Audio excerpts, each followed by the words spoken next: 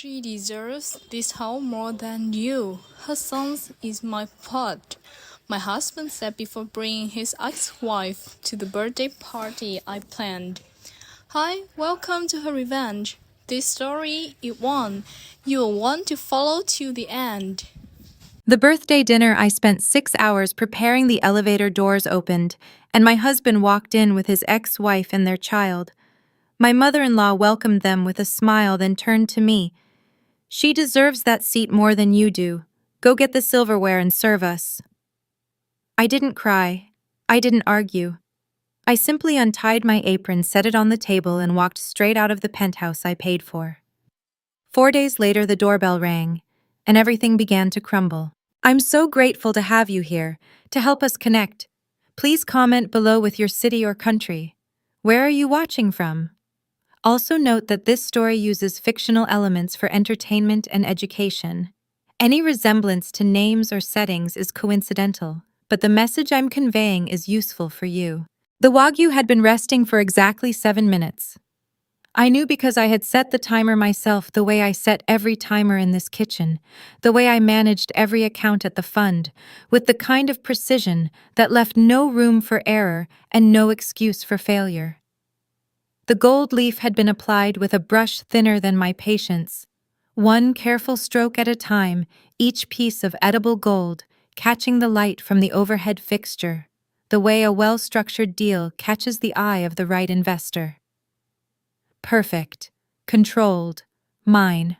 I stood at the marble island in the center of the kitchen and looked at what I had built over the past 6 hours. 3 courses, 12 components. 1 birthday dinner for a man who had not once stepped into this kitchen to ask if I needed help. The smart home system hummed quietly in the background, the soft, almost imperceptible sound of a house that knew its owner.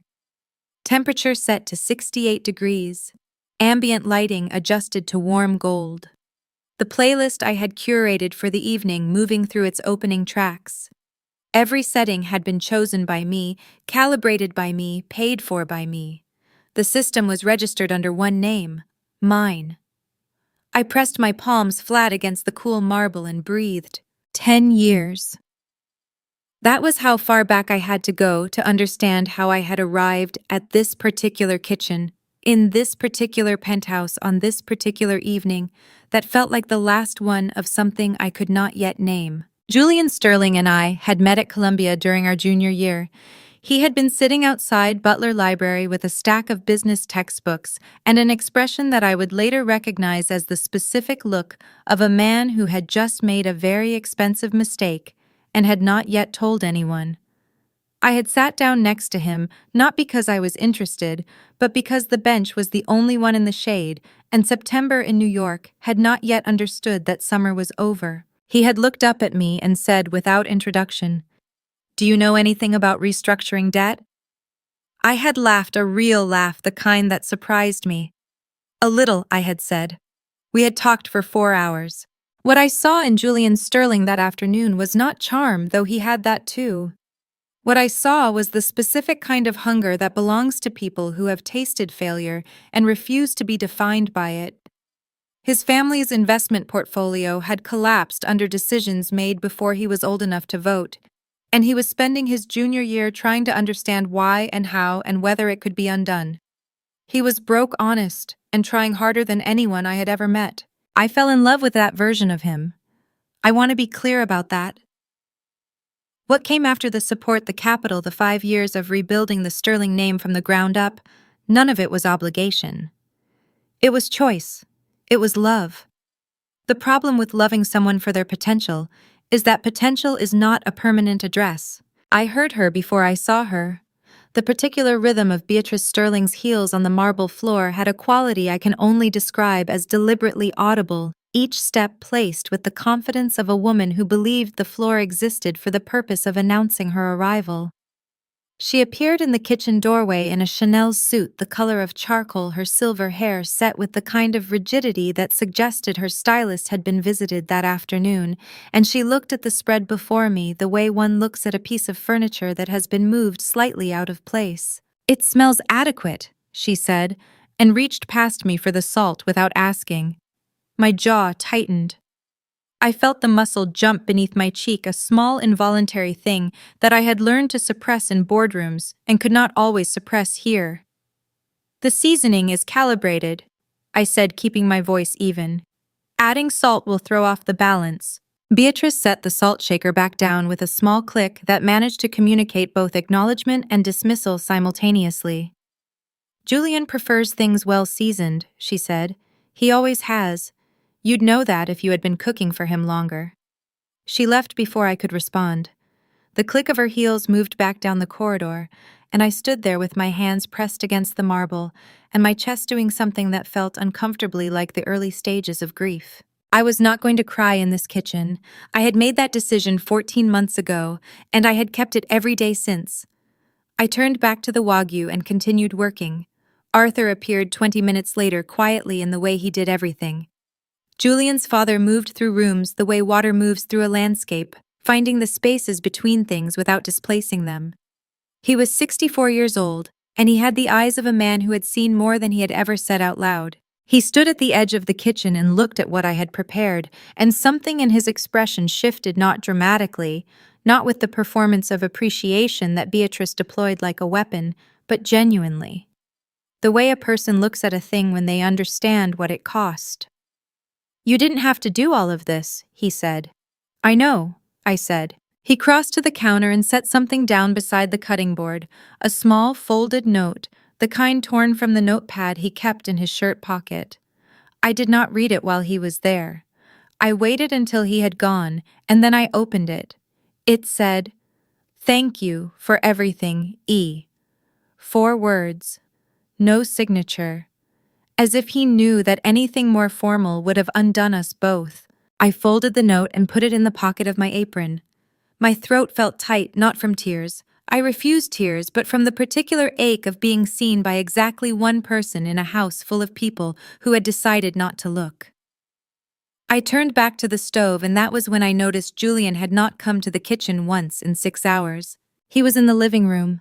I could hear him, his voice carrying the easy cadence of a man entirely comfortable with the evening, laughing at something on his phone, the sound of ice against crystal as he poured himself something from the bar cart. The bar cart I had stocked. In the apartment I had purchased. On the floor of a building where my name was on every document that mattered. He had never once opened a bank statement in 5 years of marriage. He believed that was what having a wife who ran a hedge fund was for. I had never corrected that belief. I had simply kept records. Beatrice had a word for women like me. She used it often, always, with the particular satisfaction of someone deploying a phrase they have been saving. She called me practical. She said it the way other people say temporary. To her, my money was a utility, the kind of resource a family of standing could access without owing gratitude the way one uses electricity, without feeling personally indebted to the grid. The sterling name was the currency that mattered. Everything else was infrastructure. I understood her logic. I had understood it for years. That was precisely what made it so difficult to argue with and so impossible to accept. I lifted the first plate, the gold leaf catching the light one final time, and began carrying the evening's work toward the table. The timer on the smart home system chimed softly. 6:58 in the evening. 2 minutes until dinner. That was when I heard the elevator. The elevator doors opened and my husband stepped out with another woman on his arm. Not literally on his arm. Julian had enough social awareness to avoid that particular staging, but Clara Montgomery was close enough that the intention was unmistakable. She wore a Saint Laurent dress in black silk that moved the way expensive things move, as if gravity were merely a suggestion. Her Patek Philippe watch caught the light at her wrist, $300,000 of precision engineering that told time the way a cathedral tells time, with the absolute confidence of something built to outlast everything around it. She looked exactly the way a woman looks when she has spent the afternoon preparing to be looked at. Behind her, holding her hand with the careful trust of a child who has learned that adults make decisions he is not consulted about, was Ethan. 8 years old. Dark eyes that moved around the room with a quiet intelligence that made my chest do something complicated. He was not responsible for any of this. I held on to that. Julian's eyes found mine across the room, and then with a speed that I recognized as practiced, moved away. My hands tightened around the serving plate I was holding. I felt the pressure in my knuckles, the specific sensation of a grip maintained by will rather than comfort. The gold-dusted wagyu I had spent 6 hours preparing was still warm beneath the silver cover. Still perfect. Still mine. Beatrice came out of the living room with her arms already open, her face transformed into an expression I had never once seen directed at me in 5 years, pure, uncomplicated delight. "Clara!" she exclaimed, and her voice carried the warmth of a woman welcoming home someone who had always belonged there. "You look absolutely beautiful. Come in, come in. And Ethan, my darling, look how tall you've gotten." She bent toward the boy with a tenderness that made something behind my sternum twist sharply, because I had never once seen her bend toward anything with tenderness. "Come give Grandma B a hug." Ethan looked up at his mother first, a small automatic check-in, and Clara gave him a nod. He stepped forward and allowed Beatrice to embrace him. I stood at the edge of the dining room with a serving plate in my hands and watched my mother-in-law call herself grandmother to a child she had used for years as a weapon against me. Every time I had failed to produce an heir for the Sterling family, and Beatrice had a way of making the word heir sound like a verdict, she had pointed to Ethan. Proof of what was missing. Evidence of my inadequacy. The thing I could not give them. Chloe appeared from the hallway, her iPhone in one hand and a glass of champagne in the other. She looked at Clara the way influencers look at other beautiful women, assessing, calculating, deciding, in approximately 3 seconds, whether this person was an asset or a competitor. "Clara," she said, lifting her glass in a toast that managed to be both welcoming and performative simultaneously. "Love the dress. Is that the new season?" Then her eyes slid to me briefly, the way eyes slide over furniture. "Evelyn, the food smells fine. Very domestic of you." My teeth pressed together so hard I felt it in my jaw. Julian finally crossed to me. He was wearing the navy suit I had taken to the tailor for him last month, the one that had cost $2,000 to alter correctly. He looked handsome. He looked comfortable. He looked like a man who had not yet had the conversation he was about to have with his wife. "Hey," he said, his voice low. "I should have told you earlier. Clara mentioned she was going to be in the neighborhood, and Mom thought it made sense to include her. For Ethan, you understand." I looked at him. I looked directly at him, and I took a full breath and I said, "You should have told me. This is my home, Julian. I prepared this dinner. You should have told me." Julian's jaw shifted. A muscle moved in his cheek. "It's not a big deal, Eve. Don't make it something it isn't." "I'm not making it anything," I said. "I'm telling you what it is."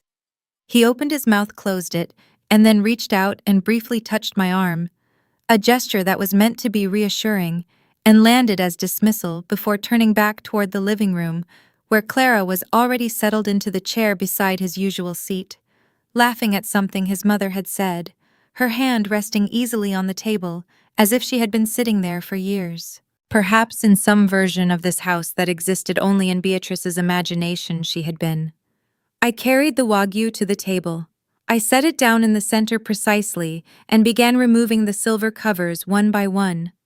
The food was perfect. The table was perfect. Every detail I had managed across 6 hours of work was exactly as I had intended. Beatrice did not look at the food. She was looking at Clara. "Evelyn," she said, not turning her head, her voice carrying the effortless authority of a woman issuing instructions to staff. "We'll need another setting of the silver cutlery, the good set, the Christoffel. Clara is a guest of honor tonight." She paused and then added with the precision of someone who has been saving a phrase for exactly the right moment, "Some of us have been family to this household far longer than others. It's only right that we treat her accordingly." My hand was on the silver cover of the final dish. I felt the cool metal against my palm. I felt my pulse in my fingertips. I looked at Beatrice. I looked at Julian. I looked at Clara, who had the grace to study the tablecloth at this particular moment. And then I set the cover down on the table very deliberately, very carefully, and I reached behind my back and untied my apron. There are moments in a marriage that cannot be undone, Not by apology, not by explanation, not by time, not by the kind of careful, calibrated conversation that Julian was so skilled at initiating 3 days after the fact, when the edges had softened enough that the original wound was harder to locate precisely. This was one of those moments. I knew it the way I know when a position in the fund has stopped being viable, not with drama, not with panic, but with a clarity so complete, it almost felt like relief. I folded the apron. I want to be clear about that. I did not throw it, did not drop it, did not make any gesture that could later be described as theatrical. I folded it the way I fold everything, with the neat, deliberate care of someone who has learned that how you put things down matters as much as why. I set it on the table beside the wagyu that was still warm, still perfect, still entirely unacknowledged. Then I walked to the entryway closet and took out my Burberry coat. "Evelyn." Julian's voice came from behind me, and I heard in it the particular register he used when he was trying to sound reasonable and was beginning to feel the first edges of something less comfortable. "Where are you going?" "Dinner is on the table." I put my arms through the coat sleeves one at a time. "I need some air," I said. "Now." His voice climbed half a register. "We have guests, Eve. You can't just—" "I'm not asking for permission, Julian." I said it without turning around, and I heard how it landed, not cruel, not loud, just final, the kind of sentence that closes a door. I heard Beatrice's voice from the dining room carrying its usual certainty. "Let her go, Julian. She'll come back when she's finished being dramatic. Clara, please try the appetizer. Evelyn does manage the basics adequately." My hand found the door handle. I pressed down. The hallway outside the penthouse was the kind of quiet that only exists in buildings where the walls are thick enough to absorb everything that happens inside them. I stood there for 3 seconds, just 3, with my back against the closed door and my eyes on the ceiling. My chest felt like something had been sitting on it for a very long time and had just finally stood up. I was not going to cry in that hallway. I had given myself that rule in the elevator on the way up to this apartment on the day we moved in, when Beatrice had made a comment about the way I'd arranged the kitchen, and Julian had laughed along with her, instead of saying anything at all. I had filed it away, then the way I file things that matter, carefully, completely in a place I could find it again. The elevator arrived. I stepped in. I caught my reflection in the mirrored panel as the doors closed. The white Ralph Lauren dress, the Tiffany necklace that had cost $500,000, the hair that had taken 40 minutes this morning. I looked like a woman arriving somewhere important. I did not look like a woman leaving. I wondered, not for the first time, when those two things had started to feel like the same thing. On the ground floor, the Park Avenue entrance was cold. Properly cold, the way New York in late November reminds you that it does not particularly care about your schedule or your circumstances. The air hit my face like a correction, sharp and honest, and entirely without pretense. I breathed it in. Once, twice, a third time. My shoulders dropped half an inch. I became aware that I was trembling slightly. Not from cold. My hands were shaking with the particular tremor that comes after you have been holding something very tightly for a very long time and have just let go. I pressed them together in front of me and made myself breathe evenly. Behind me, through the lobby glass, I could see the doorman pretending to study something on his desk with great concentration. Good man. 18 months on this door, and he had learned with the professional discretion of someone who worked in a building full of expensive lives exactly when not to look. I thought about Beatrice's voice, that particular satisfied cadence she used when she believed she had won something. Let her go. She'll come back when she's finished being dramatic. I thought about Julian's hand on my arm earlier, that brief, insufficient touch. I thought about Clara settled into the chair beside my husband, as if she had been the answer to a question this family had been asking before I ever arrived. And then I thought about something else entirely. Something I had been thinking about carefully and without urgency for 14 months. My phone vibrated in my coat pocket. I pulled it out, expecting Julian, who would be standing in the dining room now, one hand on the back of his chair, performing a version of casual for the benefit of his mother and his ex-wife, while internally calculating how long he needed to wait before coming after me. Julian, who would have 3 things prepared to say and would lead with the least true of them. But the name on the screen was not Julian. It was Marcus. 1 message, 4 words. I'm outside. Black car. I looked up from the screen. Parked 20 feet from the entrance, engine running, was a Rolls-Royce Spectre, the color of midnight. The rear window was down exactly 2 inches, enough to let me know someone was watching, not enough to seem eager. My hands had stopped shaking. I walked toward the car. Marcus Webb had never smiled. In 12 years of working together, first when he was the fund's outside counsel, and I was a junior analyst who asked too many questions. Then when I was running the fund, and he was the only lawyer in New York I trusted with anything that actually mattered, I had never once seen him produce an expression that could be described as warm. He communicated satisfaction through the absence of criticism and approval through the precision of his word choice. When Marcus said something was adequate, he meant excellent. When he said it was solid, he meant exceptional. When he said nothing at all, you had made a mistake. Tonight, standing beside the open rear door of the Rolls-Royce Spectre with a crocodile leather briefcase in one hand, and the particular stillness of a man who has been preparing for this moment for considerably longer than this evening, he looked at me and said, "You look composed." From Marcus, that was practically a standing ovation. "I feel composed," I said, and got into the car. He settled in beside me and set the briefcase on his knees. The driver pulled away from Park Avenue without being asked. He had been briefed. Like everything else, Marcus touched well in advance. The city moved past the windows in its usual indifferent way, all light and motion, and the particular energy of a place that continues regardless of what any individual life is doing inside it. Marcus opened the briefcase. The interim property order was signed by Judge Patricia Holloway at 4:17 this afternoon, he said, removing a document and placing it on the leather surface between us with the care of someone handling something that has already changed shape. Every asset associated with the Park Avenue penthouse is officially recognized as your sole property pending final decree. That order is what authorizes everything that follows. I looked at the document. Judge Holloway's signature was decisive, a single clean line that knew exactly what it was doing. The prenuptial agreement? Marcus continued, removing a second document. Article 7. The morality clause. In the event that Julian Sterling invites a former romantic partner into the marital residence and permits that partner to occupy a position of social prominence within the family unit. He paused here, and I understood the pause was not for drama, but for precision.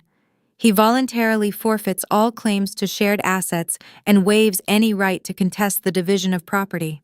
Clara sat in the chair next to him at his own birthday dinner, I said. In front of his mother, his sister, while I was standing 10 feet away holding a serving plate. That will be documented as the triggering event, Marcus said. Yes, I exhaled. Not dramatically. Not with the shudder of someone releasing something they had been holding too long, but steadily, the way you exhale when a calculation you have been running for months finally resolves to a clean number. And the divorce filing. Submitted to the Manhattan Supreme Court last Tuesday.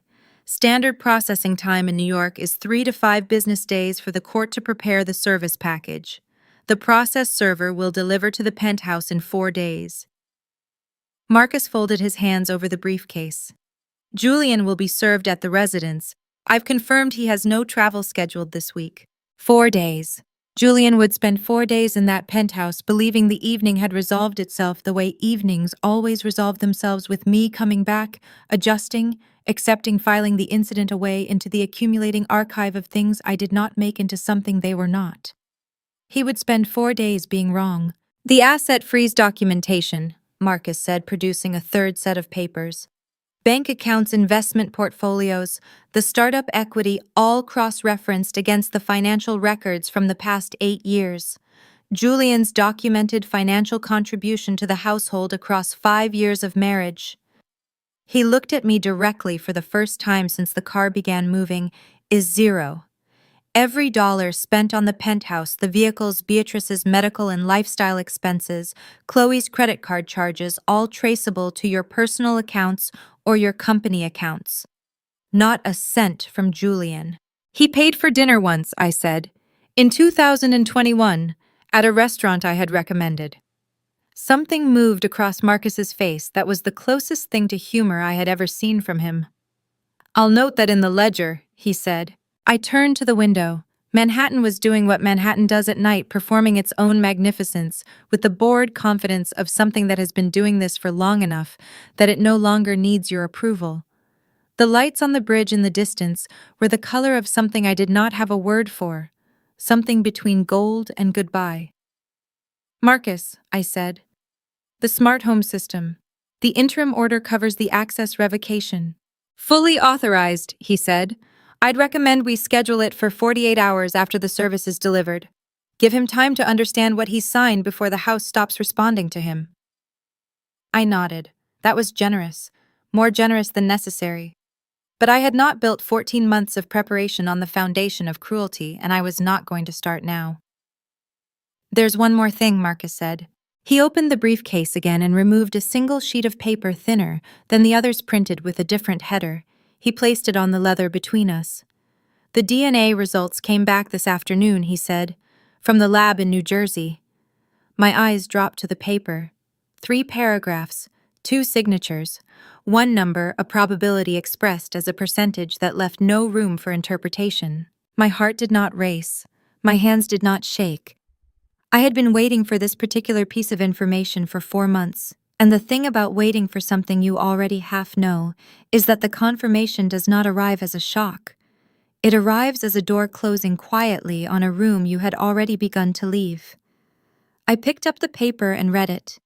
Then I read it again. The story is now reaching truths beyond imagination. To let me know you're still standing with Evelyn in this battle. Please comment on the number 1 below. And please note the following scenes contain certain fictional elements to heighten the drama. If you feel this is not for you, you may stop the video right here. But if you're ready, let's begin the most brutal chapter. The number at the bottom of the page was 99.9%, not Julian's. I set the paper down on the leather seat between Marcus and me, and pressed my fingertips together in my lap. A small, controlled gesture, the kind I used in meetings when someone had just said something that required a response more measured than what I was actually feeling. My chest was doing something complicated. Not grief exactly, not triumph. Something in between, something that did not have a clean name, something that felt like standing at the edge of a very large truth you have been circling for a long time and finally looking directly at it. Ethan is not Julian's biological son, I said. Not a question, just the sentence spoken aloud because some truths require the weight of your own voice before they become fully real. Correct, Marcus said. The paternity test conclusively excludes Julian Sterling as the biological father. The sample was compared against the reference profile Julian provided during the asset verification process 8 months ago. Standard procedure, he signed the consent form without reading it. A pause. People rarely read what Marcus Webb puts in front of them. I have found that useful on numerous occasions. And the biological father, Richard Holt. Marcus said the name the way he said all names that carried consequence, flatly without inflection, letting the syllables carry their own weight. Julian's former business partner. His primary competitor during the period when Julian was attempting to restructure the family portfolio. The affair between Holt and Clara Montgomery appears to have occurred during the same 18-month window that Clara was encouraging Julian to keep fighting for the company. Another pause. She left him 6 months after Holt ended the affair. She took nothing because there was nothing left to take. I looked out the window at the city moving past. A cab cut in front of us and the driver adjusted without comment. Above the buildings, the sky was the particular shade of orange-gray that Manhattan produces at night. Not darkness, exactly, more like the city refusing to fully surrender to it. How did you get the sample? Marcus asked. He was not being intrusive, he was being thorough, which was different. Ethan visited the penthouse twice this year, I said, January and April. Holiday dinners that Beatrice arranged because she wanted him close. She was already planning the trust by then, already talking about the Sterling legacy, already using that word. I could hear Beatrice's voice in my head, air, like a drumbeat she believed would eventually produce the thing she wanted. Children leave traces without knowing it. A strand of hair on the towel in the guest bathroom. A comb left on the vanity. I had simply been paying attention when no one else was bothering to. I had sent the sample to a laboratory in New Jersey in February. I had received the preliminary results in March. I had sat with them for 4 months before I told Marcus, because I needed to be certain not just of the science, but of what I intended to do with it.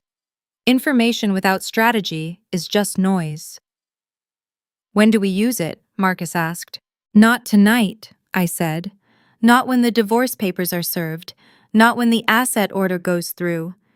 I picked up the DNA report and folded it precisely in half, then in half again, and placed it in the interior pocket of my Burberry coat against my chest.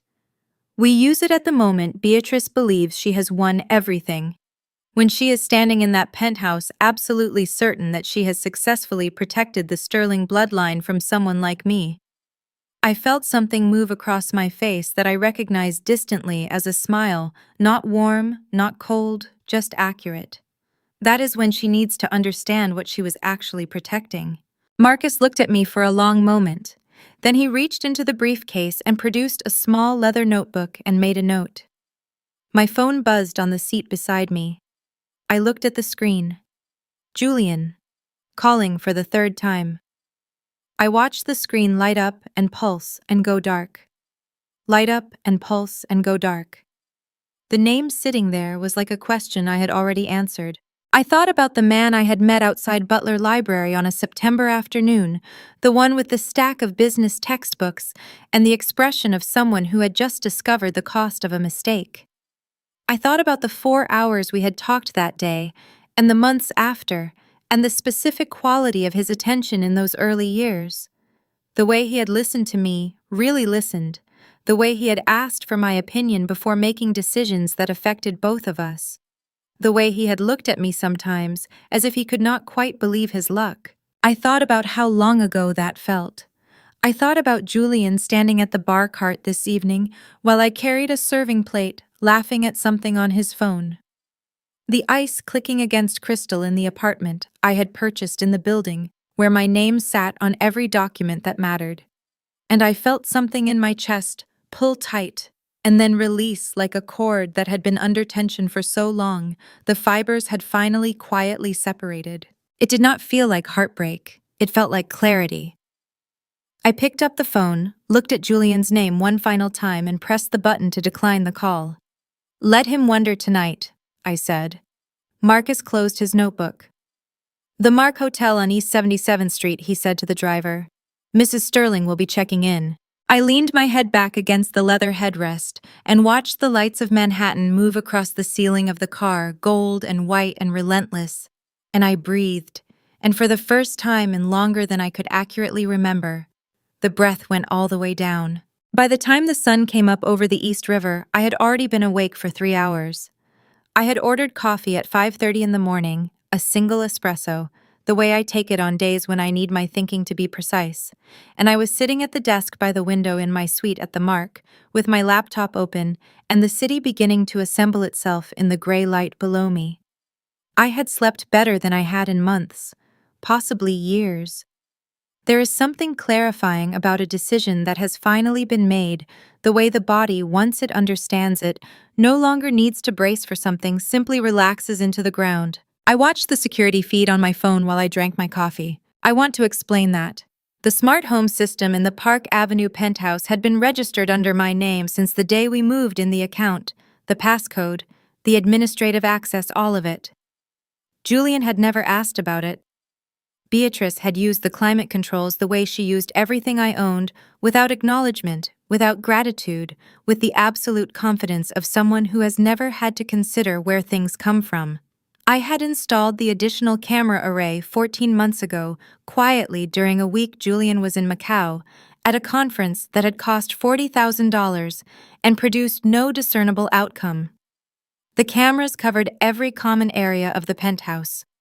I had never told anyone they were there. I watched it all from my phone 4 days after the birthday dinner while I drank my espresso at the Mark, and the morning light made the Hudson go silver outside my window. On the screen, the penthouse looked the way a stage looks after the performance has ended and the audience has gone home. The furniture still arranged for an event that was over the flowers I had ordered, beginning to lose their edges, the crystal cutlery still on the table because no one had thought to clear it. Julian was in the kitchen in a gray t-shirt, moving with the particular restlessness of a man who had not slept and did not know what to do with his hands. He was on his phone. He had been on his phone, I estimated, from the feed for most of the night. Beatrice was already dressed. That told me everything about her state of mind. Beatrice Sterling dressed by 7 in the morning, only when she had already decided how the day was going to go, and wanted to be costumed for it. She was in a navy wool dress, her pearls on her hair, sitting in the living room armchair, with her own coffee, and the expression of a woman who has been waiting for something and believes it is about to arrive. Julian set his phone down on the kitchen counter, picked it up again, set it down again. I could see his jaw working from the camera angle above the refrigerator. He was trying to decide something. I already knew what. He dialed. My phone lit up on the desk beside my laptop. His name, his number. The contact photo I had taken of him 2 years ago on a weekend in the Hamptons, when he had still looked like someone who intended to show up for his own life. I watched the call ring out. He tried again. I watched that one ring out too. She's not picking up. His voice came through the room, microphone slightly compressed by the recording, but clear enough. He sounded like a man standing at the edge of something, and not entirely sure what was below. Beatrice looked up from her coffee. "Give her until noon," she said in the tone of someone issuing a strategy rather than offering comfort. "She always comes back by noon. Every time she's stormed off in the past 3 years, she's been back by noon. She has nowhere else to go." I took a sip of my espresso and thought about the Mark's 300 thread count sheets, and the view of the park, and the fact that I had accounts in 4 countries, and a net worth that had cleared 9 figures 18 months ago. She has nowhere else to go. On the screen, Julian pressed his hand flat against the kitchen counter, the same marble counter I had stood at 12 hours ago, applying gold leaf to a piece of beef with a brush thinner than his attention, and he pushed out a breath that made his shoulders drop. "She took her passport, Mom," he said, "and her laptop, and the briefcase she only takes when she's going somewhere she intends to stay." Beatrice's cup came down on its saucer with a sharp porcelain click. "She's being dramatic, Julian. It's what she does when she feels overlooked. You simply need to—" "She took the briefcase," Julian said again, louder this time, and something in his voice had shifted, a register lower, a quality more hollow. The voice of a man, beginning slowly and against his will, to understand that the story he had been telling himself about this evening might not be the accurate one. The doorbell of the penthouse rang. On the feed, I watched both of them look up at the same moment, Julian from the kitchen, Beatrice from the armchair, with the particular alertness of people who were expecting someone and were not certain who. Julian crossed to the door and opened it. The man on the other side was in his mid-30s in a gray suit, with the neutral expression of someone whose job requires him to deliver information without editorializing about it. He was holding a manila envelope and a clipboard. "Julian Sterling," he said. "Yes," Julian said, and his voice had gone careful in the way voices go when instinct has registered something the conscious mind has not yet caught up to. "You've been served," the man said, and held out the envelope. Beatrice was on her feet before Julian had fully closed the door. Through the camera feed, I watched the pen drop into Julian's hand. Beatrice had produced it from somewhere, her purse, her pocket, the particular place where women like Beatrice Sterling keep the instruments of their certainty, and she had pressed it into his palm with both of her hands, wrapped around his, the way you press something into the hands of a child you are trying to convince, and she was talking fast and low, her pearls moving slightly with the urgency of her words. "Sign it," she said. "Julian, listen to me. Sign it right now. This is the best thing that has ever happened to this family. She wants to leave, let her leave. We sign this today, and by the end of the week, we are done with her. The assets get divided, you get your share, and we bring Clara and Ethan home properly, the way it should have been from the beginning." Julian was looking at the document on the coffee table. His jaw was tight. His free hand was pressed against his thigh in the way hands press against things when they are trying not to shake. Mom, I don't think we should do this without a lawyer. We don't need a lawyer, Beatrice said, and her voice had that particular quality of absolute conviction that I had heard her deploy on contractors, on household staff, on anyone who had made the mistake of suggesting that her instincts required verification. This is straightforward, she filed. We respond by accepting. The assets are split, end of story. Julian, we have been waiting for this for years. Stop thinking and sign the document. Chloe appeared from the hallway still in her pajamas, her iPhone already in her hand. What's happening? She said, looking between her mother and her brother with the bright, acquisitive attention of someone who has smelled drama and come to collect it. Is she actually divorcing him? Oh my God, finally. Julian, sign it. Sign it and we can get the apartment back. The apartment is, Julian started. Sign it, Beatrice said again, squeezing his hand. Julian, sign it. I set my espresso cup down on the desk at the mark very carefully. My heart rate had not changed. I had known this was coming, had planned for this, with the specific precision that comes from understanding exactly how a person will behave when they believe they are winning. Beatrice Sterling in triumph was entirely predictable. She would move fast, push hard, and not read the fine print. She never read the fine print. In 5 years, I had never once seen her read a document all the way through. Julian pressed the pen to the paper. My phone showed me the moment he signed the small definitive movement of a man doing what the women in his life had decided he would do. Beatrice made a sound that I can only describe as triumphant, a short, sharp exhalation of the particular satisfaction of someone who has been waiting a very long time for a door to close and has finally heard the click.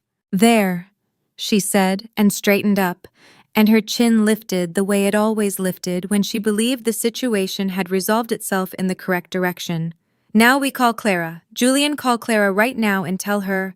The elevator doors opened. I watched Marcus step out into the penthouse foyer with the crocodile briefcase in one hand and 2 members of his legal team behind him, each carrying their own documents, each wearing the expression of people who have been instructed to appear professional, regardless of circumstances. Marcus did not announce himself.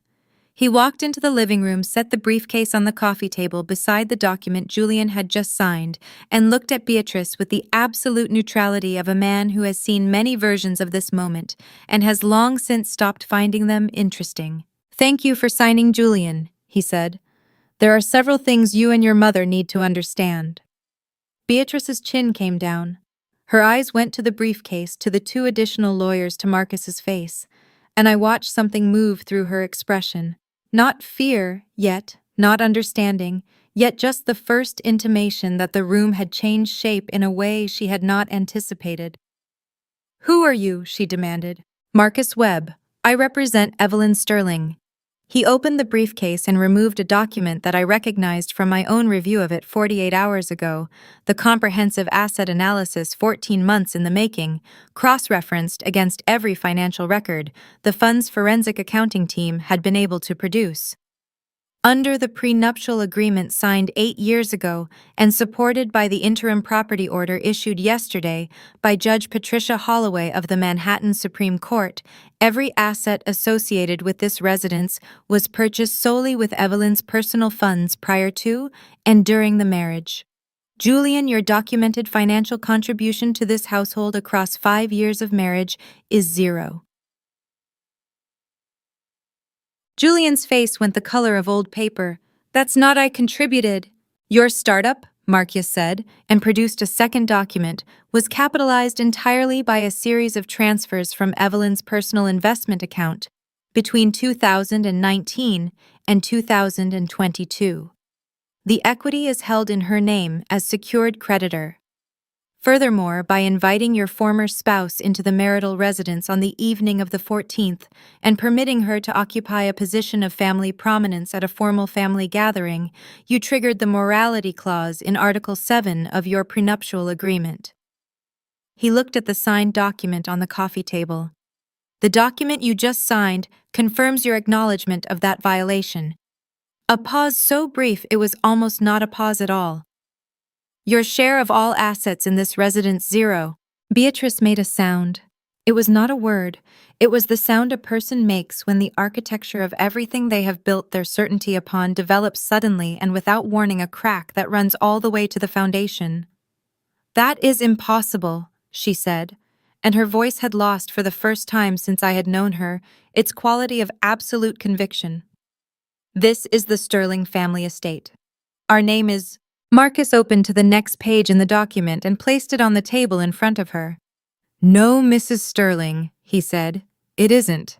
Through the camera, I watched the first thing they sealed the painting above the fireplace. I watched one of Marcus's team members approach it with a clipboard and a roll of official court seals, small red and gold stickers that looked almost decorative until you understood what they meant, and begin the documentation process.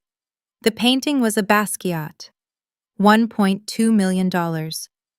I had purchased it at Christie's 3 years ago on a Tuesday afternoon between 2 conference calls, and I had hung it there because the light from the south-facing windows hit it correctly at 4 in the afternoon and made the colors do something extraordinary. I had never once heard Beatrice comment on it except to say on one occasion that she found contemporary art aggressive. "That painting?" Beatrice said, her voice climbing in a way I had rarely heard from her. Beatrice Sterling did not raise her voice, she lowered it. She weaponized the register of absolute certainty, but right now her register was doing something entirely different, something closer to panic dressed in indignation. "That painting has been in this family for 3 years. It has been in this residence for 3 years, Marcus said without looking up from his own documents. "It was purchased with funds from Evelyn's personal brokerage account on March the 14th, 2022. Receipt and provenance documentation are in Exhibit 4. He turned a page. "It is not family property, it is Evelyn's property. Everything in this apartment belongs to the Sterling family." Beatrice took 2 steps toward Marcus with her chin up and her pearls catching the morning light, and every inch of her presenting the image of a woman who has never been told no by anyone she considered worth listening to. "Our name has been associated with Park Avenue for 4 generations. You cannot walk in here with your little folders and your little stickers and tell me that a woman who has been married to my son for 5 years owns this family's home." Marcus looked at her, then directly briefly with the expression of a man who has heard many variations of this particular argument and has the documentation to address all of them. "Mrs. Sterling, the penthouse at this address, was purchased in 2019 for $14.7 million. The wire transfer originated from Evelyn's personal account at J.P. Morgan Private Bank. Your family has been associated with Park Avenue for 4 generations." He paused. "Your family's previous Park Avenue residence was sold in 2017 to cover outstanding debts. This residence was purchased by your daughter-in-law. I understand the distinction is uncomfortable. It is nonetheless accurate." Beatrice's hand went to her pearls. Her fingers wrapped around the strand, and I saw even through the camera the way her knuckles whitened. She was gripping them the way people grip things when the ground has moved and they are trying to find something that does not move with it. Julian had not moved from the couch. He was sitting with his elbows on his knees and his face in his hands, and I watched his shoulders rise and fall with the unsteady rhythm of someone whose breathing has lost its pattern. Chloe was standing near the hallway entrance, her iPhone lowered for the first time all morning, her face doing something I had not seen it do before, something young and uncertain and stripped of its usual performance. "What about the startup?" she said, and her voice came out smaller than she intended. "Julian's company. That's his. He built that." Marcus removed a 3rd document from the briefcase. The startup was capitalized by a series of 11 transfers from Evelyn's personal investment account between 2019 and 2022, totaling $4.3 million. Evelyn holds secured creditor status on all equity. Additionally, he produced a 4th document and placed it in front of Chloe specifically, and I watched her take an involuntary step backward. "Your personal expenditures on Evelyn's corporate black card over the past 18 months total $240,000. That documentation has been submitted to the court as Exhibit 9. Chloe's mouth opened, closed, opened again. "I was using it for family expenses," she said, and even she did not sound convinced. You were using it for personal luxury purchases at 17 separate retailers, Marcus said. The itemized list is on page 3. Chloe looked at the document. Her face went red, not the flush of embarrassment, but the deeper, harder red of someone who has been caught completely and knows it, and has not yet decided how to arrange their features around that knowledge. Her hand tightened around her iPhone until her knuckles matched her mother's. This is outrageous, Beatrice said, and her voice cracked on the last syllable.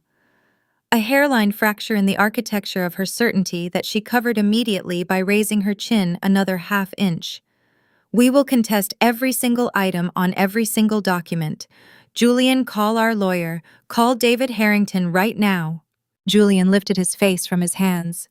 His eyes were red at the rims, not from crying, not yet, but from the particular strain of a man who has been staring at something he cannot look away from and cannot look directly at either. David Harrington retired last year, Mom, he said, and his voice was hollow in a way that had nothing to do with the acoustics of the room. Then call someone else, Beatrice snapped. Call anyone. This cannot be legal. This cannot simply… She stopped. She pressed her hand flat against her chest over her pearls, and I watched her pull herself together with the visible effort of someone reassembling a structure that has just been significantly damaged. This is not over, she said, and looked at Marcus with something that wanted to be authority and landed as desperation. Do you understand me? This is not over. Marcus looked at her with the expression of a man who has heard those words before in many rooms and has always been correct about what came next. Julian's phone rang on the coffee table. The screen lit up. Clara Montgomery. He stared at it for a moment and then picked it up with the last of whatever he had been holding on to all morning. Clara Montgomery had always known exactly when to leave a sinking ship. I knew this about her not from intuition, but from documentation. Marcus had compiled a profile on Clara 18 months ago, standard procedure, when someone begins making regular appearances in a situation that involves my assets, and what emerged from that profile was a portrait of a woman of exceptional instinct and zero sentimentality. She had left Julian the first time 48 hours after his company filed for Chapter 11. Not a week after, not a month after, 48 hours. She had packed efficiently, taken only what was legally hers, and walked out without a scene which I had always privately respected, even as I understood it for what it was. She was very good at reading a room. Through the camera feed, I watched Julian take the call on the couch, hunched forward, his free hand pressed hard against the back of his neck in the way people press things when they are trying to hold themselves together by force. Clara, he said, listen, something has happened. There's been a development with the divorce filing and the assets are Clara. It's complicated. I need you to… He stopped.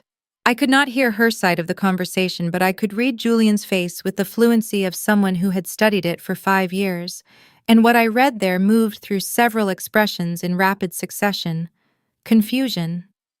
Then the specific kind of hope that looks almost indistinguishable from desperation. Then something that collapsed inward like a building whose supports have been simultaneously removed. What do you mean, how much? He said. Clara, I zero. The assessment is 0. But that's not Clara. Listen to me, that's not the whole… The call ended. Julian sat holding the phone with both hands, staring at the screen with the expression of a man who has just watched his last option close a door from the other side. 15 minutes later, I counted because I had nothing else to do at the mark except drink my second espresso and watch the architecture of other people's certainties dismantle themselves in real time. The elevator opened again and Clara walked into the penthouse with Ethan's hand in hers, and the expression of a woman who has come to collect something specific and has no intention of staying longer than necessary. She had changed out of the Saint Laurent from the night before. She was in a camel coat now, her hair pulled back, her Patek Philippe back on her wrist. She looked efficient. She looked like someone who had made a calculation and arrived at an answer and was here to execute it. Beatrice crossed the room toward her with her arms opening, her voice lifting. Clara, thank God. We need you here. We need to present a united front, the lawyers are saying. Clara stopped walking and looked at Beatrice with an expression that I can only describe as the look of someone who has just been asked to participate in a performance they never auditioned for. "I left my watch," she said. "I took it off when I washed my hands last night. It's on the windowsill in the guest bathroom." Beatrice's arms, still half open, did something complicated. A kind of arrested gesture, a movement stopped mid-intention. "Clara, this is not the moment for—" "It's a $300,000 watch, Beatrice," Clara said. "Every moment is the moment for it." She walked past Beatrice toward the guest bathroom. Ethan stood near the elevator holding his own hand in the way children hold themselves when they have learned that waiting is safer than moving. I watched him from the camera above the entryway and felt my chest do that complicated thing it did. Whenever I looked at him, the awareness of a child who was innocent of everything that the adults around him had constructed. Clara emerged from the bathroom with the Patek Philippe already on her wrist, clasping it as she walked. Julian stood up from the couch. His eyes were red now, genuinely red, the rims swollen with the particular evidence of a man who had been holding something back for several hours and was losing the capacity to continue doing so. "Clara," he said, and his voice broke on the single syllable in a way that was painful to hear even through a camera microphone. "Please, I know how this looks, but we can figure this out. We always—" "Julian." Clara's voice was not unkind. It was something worse than unkind. It was indifferent. The way a verdict is indifferent, the way mathematics is indifferent. "You were broke when I left you the first time. I made a decision then, based on the information I had. I came back when I believed the information had changed." She looked at him directly without flinching. "The information has not changed. You are broke again. I am not going to make the same mistake twice." "I am not broke," Julian said, and his voice climbed with a desperation that was difficult to watch. "This is temporary. This is a legal situation that can be resolved, Clara. I am asking you to. You signed a document this morning confirming that you have zero claim to any asset in this residence," Clara said. "I know because Marcus Webb called my attorney 40 minutes ago as a professional courtesy." She picked up Ethan's hand. "You have nothing to offer me, Julian. I'm sorry. That's just the truth." Beatrice made a sound, a raw, wounded sound that came from somewhere deeper than her usual register. The sound of a woman whose entire architecture of the future has just been dismantled in a single conversation. "Clara," she said, and her voice was trembling now, actually trembling, her pearls jumping slightly with the movement of her chest. "You can't leave. You are this family's Ethan is my son," Clara said. "He has always been my son. Goodbye, Beatrice." She walked to the elevator.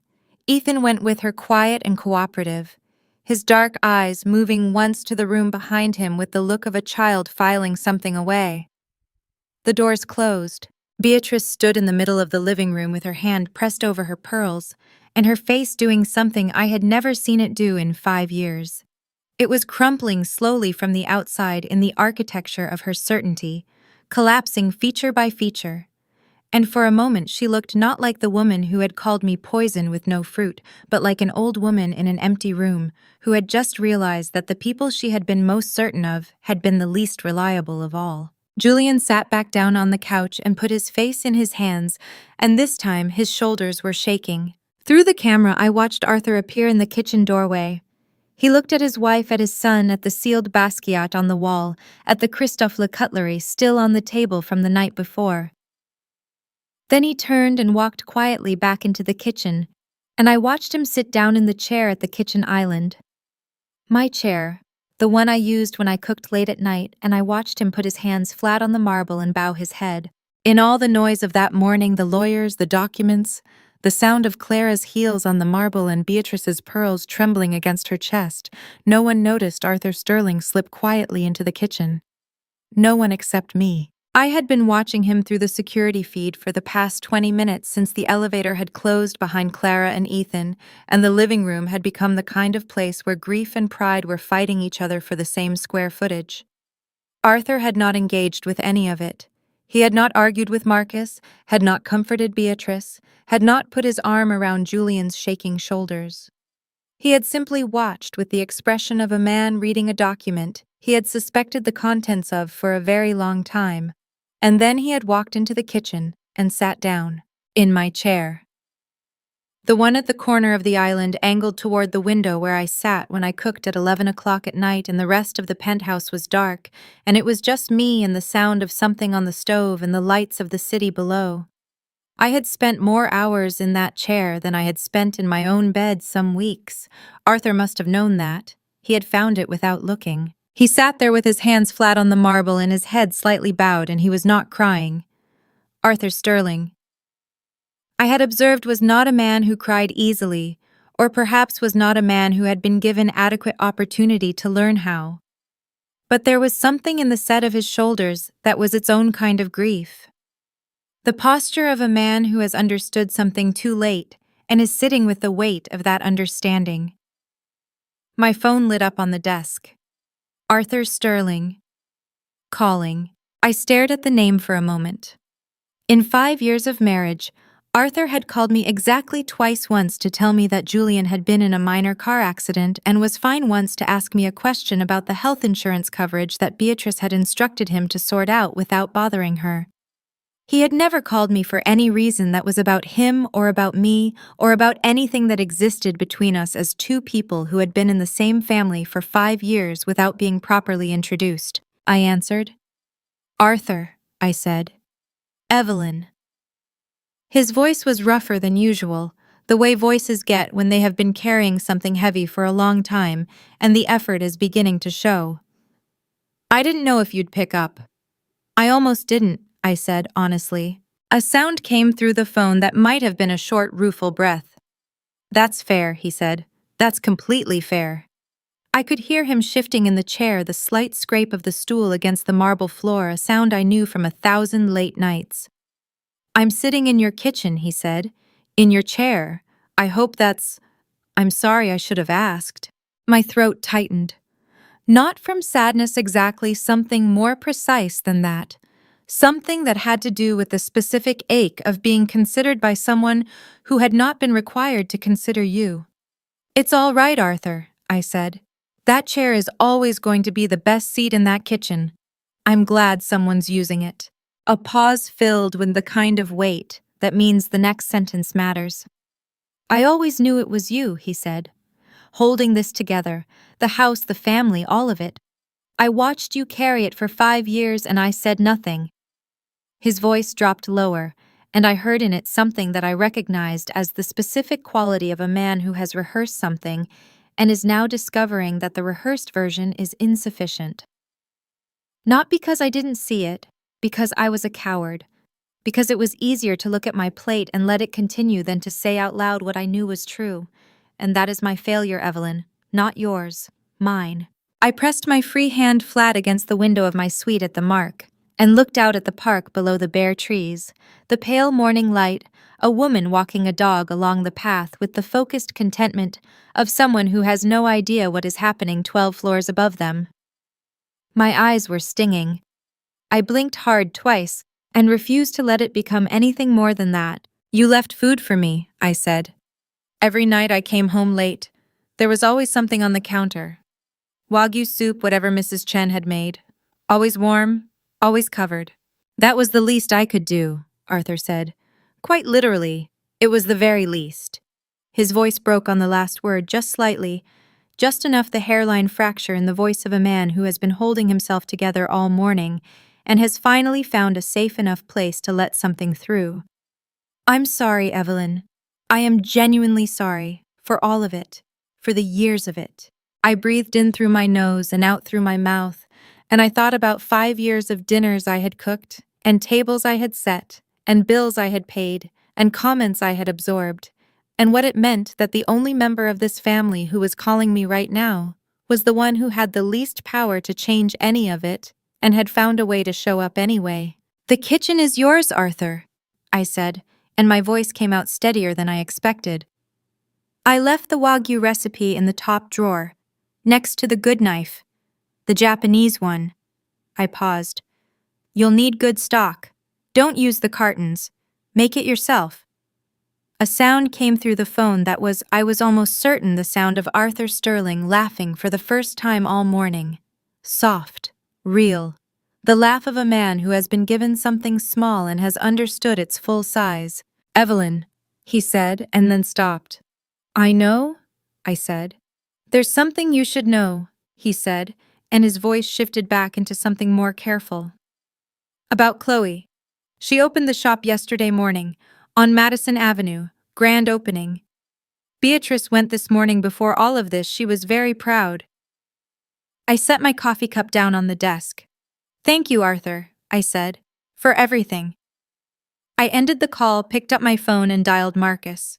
Chloe Sterling had spent 3 months planning the launch. I knew this because I had been watching the planning process through 14 months of documentation, the vendor contracts she had charged to my corporate card, the interior designer she had hired using a transfer she had disguised as a household expense, the PR firm she had retained for the grand opening using a payment method that traced back through 2 shell transactions to a credit line she had opened using my business address. Chloe was not unintelligent. She simply operated under the assumption that the person whose resources she was using was not paying attention. That assumption had been incorrect for a very long time. I arrived on Madison Avenue at 9:45 in the morning, 2 weeks after the birthday dinner, in the back of a town car that Marcus had arranged. The shop occupied a ground floor unit between a jewelry boutique and a gallery, good positioning. I had to admit, the kind of location that cost money to secure money that I recognized from Exhibit 7 of the court documentation. Rose gold balloons flanked the entrance. A champagne tower was visible through the front window. The glass is arranged in the specific configuration that appears in every aspirational social media post about grand openings. A small crowd of women in expensive casual wear was already gathered near the door, several of them holding their phones up and filming. I asked the driver to park across the street and stay. Through the window, I could see Chloe moving through the space with the particular energy of someone performing the role of successful entrepreneur for an audience she had carefully curated. She was wearing a white blazer and wide-legged trousers, and her hair was down in the way she wore it for events.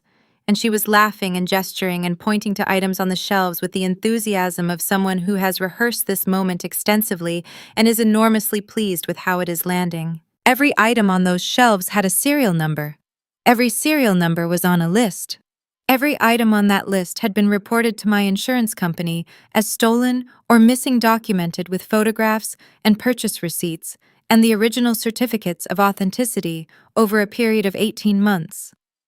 The total insured value of the items currently on display in Chloe Sterling's grand opening was, as of the most recent appraisal, $5 million. My phone rang. "Marcus." "I'm across the street," I said. "Insurance documentation is certified and filed with the court," he said. "Every serial number cross-referenced and confirmed. The 2 agents are in position, one at the east entrance, one at the rear. They've confirmed that the Birkin Faubourg is on the center display shelf, which places it in direct line of sight from the front entrance." The Birkin Faubourg. $220,000. I had purchased it at the Hermès flagship on Rue du Faubourg Saint-Honoré in Paris 4 years ago, and I had carried it exactly twice because it was the kind of bag that required a level of occasion that my life, which mostly took place in boardrooms and on conference calls, did not frequently produce. I had kept it in the climate-controlled storage room in the penthouse in its original box, with its certificate of authenticity and its receipt, and the small silk bag it had come wrapped in. Chloe had replaced it with a replica so precise that I had needed the serial number to confirm it was not genuine. She had not known about the GPS chip I had installed in the original bag's base lining 14 months ago. "Give her 20 more minutes," I told Marcus. "Let her enjoy it." A brief pause. "That's generous," Marcus said. "I know," I said. "I am feeling generous today." I watched through the window as Chloe lifted the Birkin Faubourg from the display shelf and turned it toward a woman who was leaning in to examine it, saying something that made the woman's eyes widen with appreciation. "She worked hard on this. She deserves 20 minutes. Marcus said nothing to that, which from Marcus meant he understood. I watched the 20 minutes pass. I watched Chloe sell 3 items: a Chanel boy bag, a pair of Cartier earrings, a Celine tote, all of which were on the list, all of which were being purchased by women who had no idea they were buying stolen property, all of which would need to be recovered through a process that Marcus had already outlined to me in detail, and that I had already agreed to handle with as little collateral damage to the buyers as possible. They were not the point. They were simply people who had gone shopping on a Tuesday morning and wandered into someone else's story. Beatrice was standing near the back of the shop. I could see her through the window, navy dress pearls, the expression of a woman watching her child succeed at something and feeling herself vindicated by it. She had said it to me once 3 years ago at a family dinner that I had cooked and served and cleared. Chloe has real entrepreneurial instincts. Not like you just sitting behind numbers all day. My daughter makes things happen. I looked at Beatrice through the window of the town car and felt something that was not quite satisfaction and not quite sadness. Something in between. Something that had been waiting a long time to resolve into a clean feeling and had not quite managed it yet. My 20 minutes were up. I opened the car door. The November air hit my face as I stepped out onto Madison Avenue, sharp, cold, clarifying. I straightened my coat. I checked that my phone was in my pocket. I looked at the rose gold balloons flanking the entrance of Chloe Sterling's grand opening, and I walked toward the door. Behind me, Marcus's town car pulled up to the curb. The room shifted the moment I walked in. Not dramatically, there was no gasp, no sudden hush, no parting of the crowd. It was subtler than that. It was the way a room shifts when someone enters who was not on the guest list, and everyone present understands this simultaneously but has not yet decided what to do about it. A recalibration. A collective intake of breath that never quite became audible. Chloe saw me from across the room. I watched her face move through 3 expressions in approximately 2 seconds. Surprise, which she covered quickly, then a flash of something that wanted to be contempt, and landed closer to alarm, and then the performance of composure, which she assembled with the speed of someone who has spent years managing her public face and knows exactly which muscles to deploy. She lifted her chin. She produced a version of her social smile, the one she used for people she found inconvenient, but could not afford to dismiss in public. "Evelyn," she said, crossing toward me with her champagne glass held at the precise angle of someone who is using it as a prop. "What a surprise. I didn't think this was quite your scene." "I'm shopping," I said. I walked past her toward the nearest display shelf. I picked up the first bag, a Chanel classic flap in beige caviar leather, and turned it over in my hands with the unhurried attention of someone who knows exactly what they are looking at. I found the serial number stamped inside the authenticity card. I looked at it for 3 seconds. I set it down. I moved to the next item. Chloe followed me, her heels clicking on the floor, her composure beginning to show the first signs of structural stress around the edges. "Evelyn, what are you doing? This is a consignment shop. Everything here has been properly—" I picked up the Birkin Faubourg from the center display shelf. It was the original. The GPS had confirmed its location here, but holding it in my hands confirmed something more immediate, the specific weight of it, the particular softness of the leather against my palms, the way the hardware sat. I had carried this bag twice.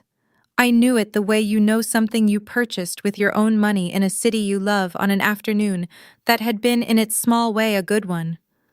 Chloe's champagne glass lowered 2 inches. I set the Birkin back on the shelf and turned to face her. "Chloe," I said, "how many items in this shop did you source personally?" Her jaw tightened. "All of them," she said. "This is my business. Everything here was sourced, authenticated, and priced by me."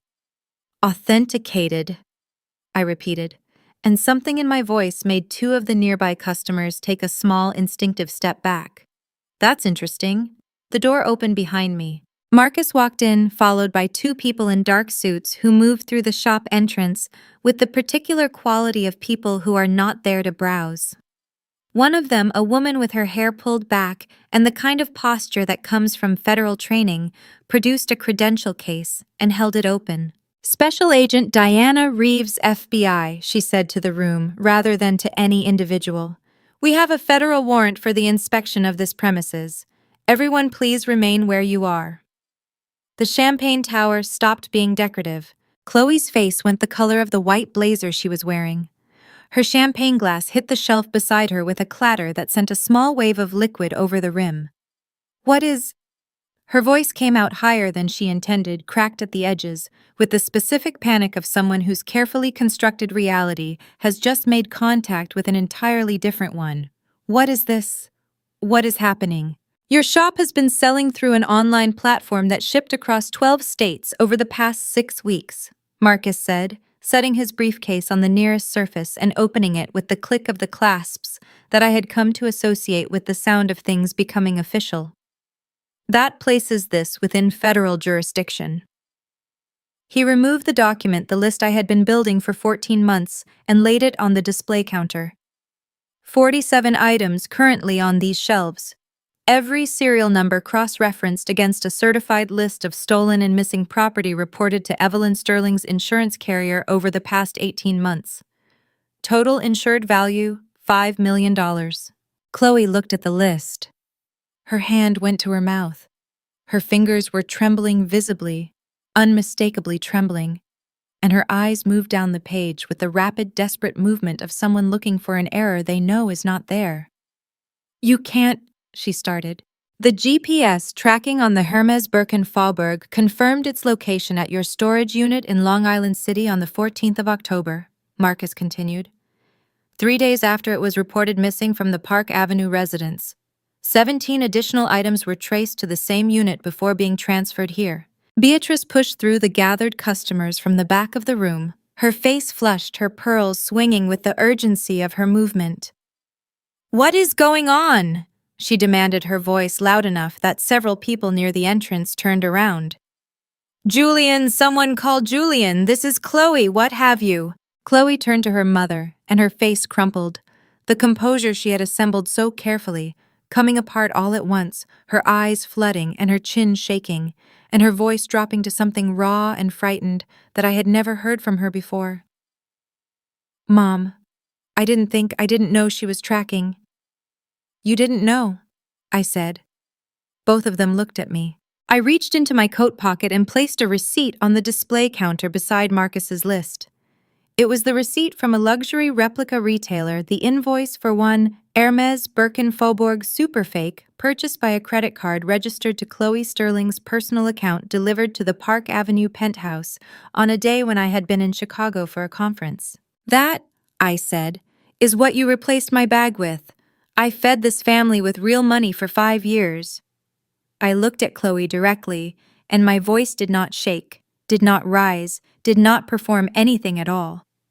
You only deserve what's fake. Chloe's legs buckled. She grabbed the edge of the display shelf to steady herself, sending 2 items sliding toward the edge, and a sound came out of her that was somewhere between a sob and a gasp, the sound of someone who has been running very fast and has just hit a wall they did not see coming. Agent Reeves stepped forward. I did not stay to watch the arrest. I had seen everything I needed to see, and there is a difference between justice and spectacle that I had always been careful to maintain. I left the shop on Madison Avenue while Agent Reeves was still reading Chloe her rights. I could hear Chloe's voice rising behind me as I walked toward the door, the sound of it cracking and climbing and finally breaking into something that was genuinely distressed, and I felt the particular weight of that sound, the way you feel something that is both necessary and not painless simultaneously. I pushed through the door and walked back to the town car and got in, and told the driver to take me to Marcus's office. Marcus arrived 12 minutes after I did. He set his briefcase on the conference table, poured himself a glass of water, and sat down across from me, with the expression of a man who has just completed a significant piece of work, and is allowing himself exactly 1 moment to acknowledge it before moving on. There's something I want to show you, he said. He opened his laptop and turned it toward me. On the screen was a security footage file. The header read Hermes 5th Avenue, and the timestamp in the corner showed a date 6 weeks before the birthday dinner. This is where it started for the documentation, he said. This is what I showed you in this office the first time before we decided on the full strategy. I leaned forward and watched. The footage was high definition, the way flagship retail security footage always is. These stores protect their inventory with the same seriousness that banks protect currency, because in certain zip codes, the distinction is largely philosophical. The timestamp read 10:14 in the morning. The camera angle covered the main sales floor and the cashier stations along the far wall. Chloe appeared from the left side of the frame. She was wearing sunglasses inside, which in a Hermes store on Fifth Avenue is not unusual, and she had my black card between two fingers.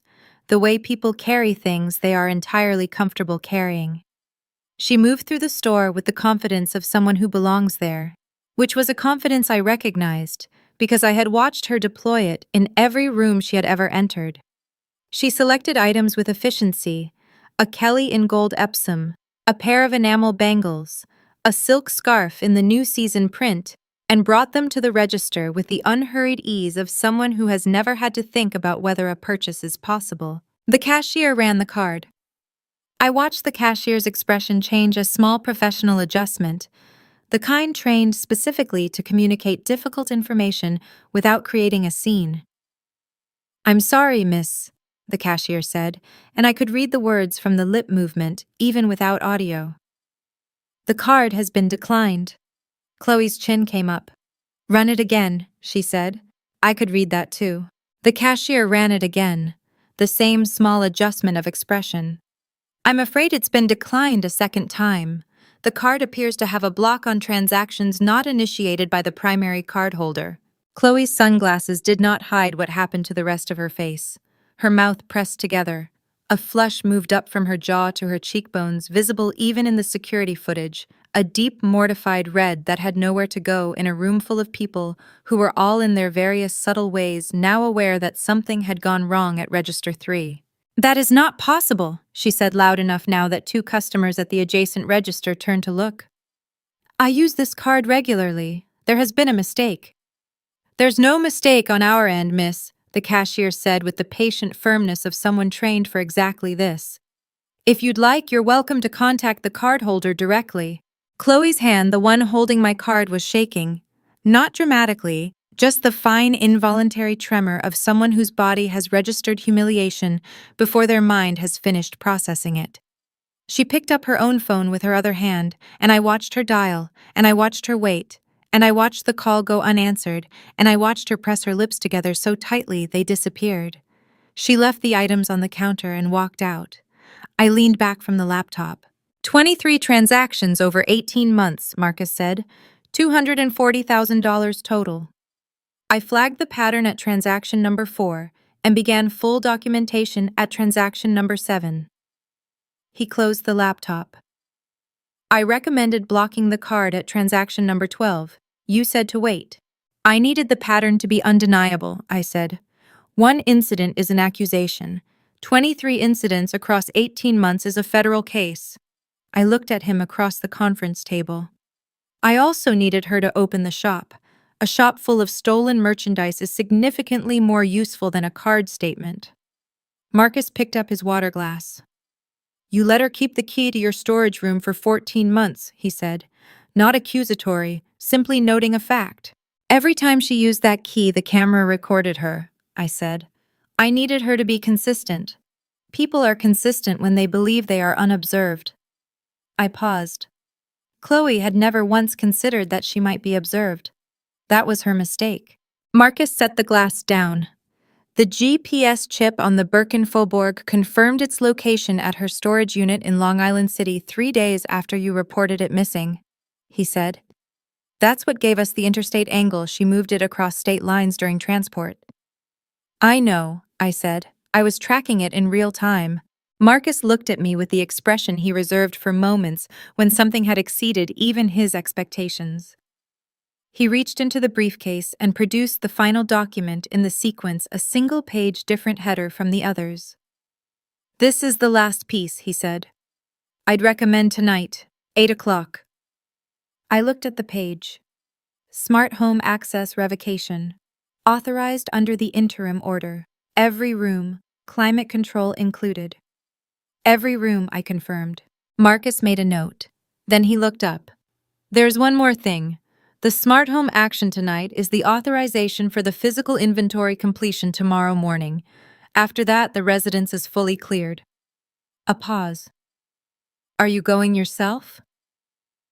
I thought about the penthouse, about the kitchen, about a silk apron folded on a table beside a perfect plate of wagyu that no one had touched.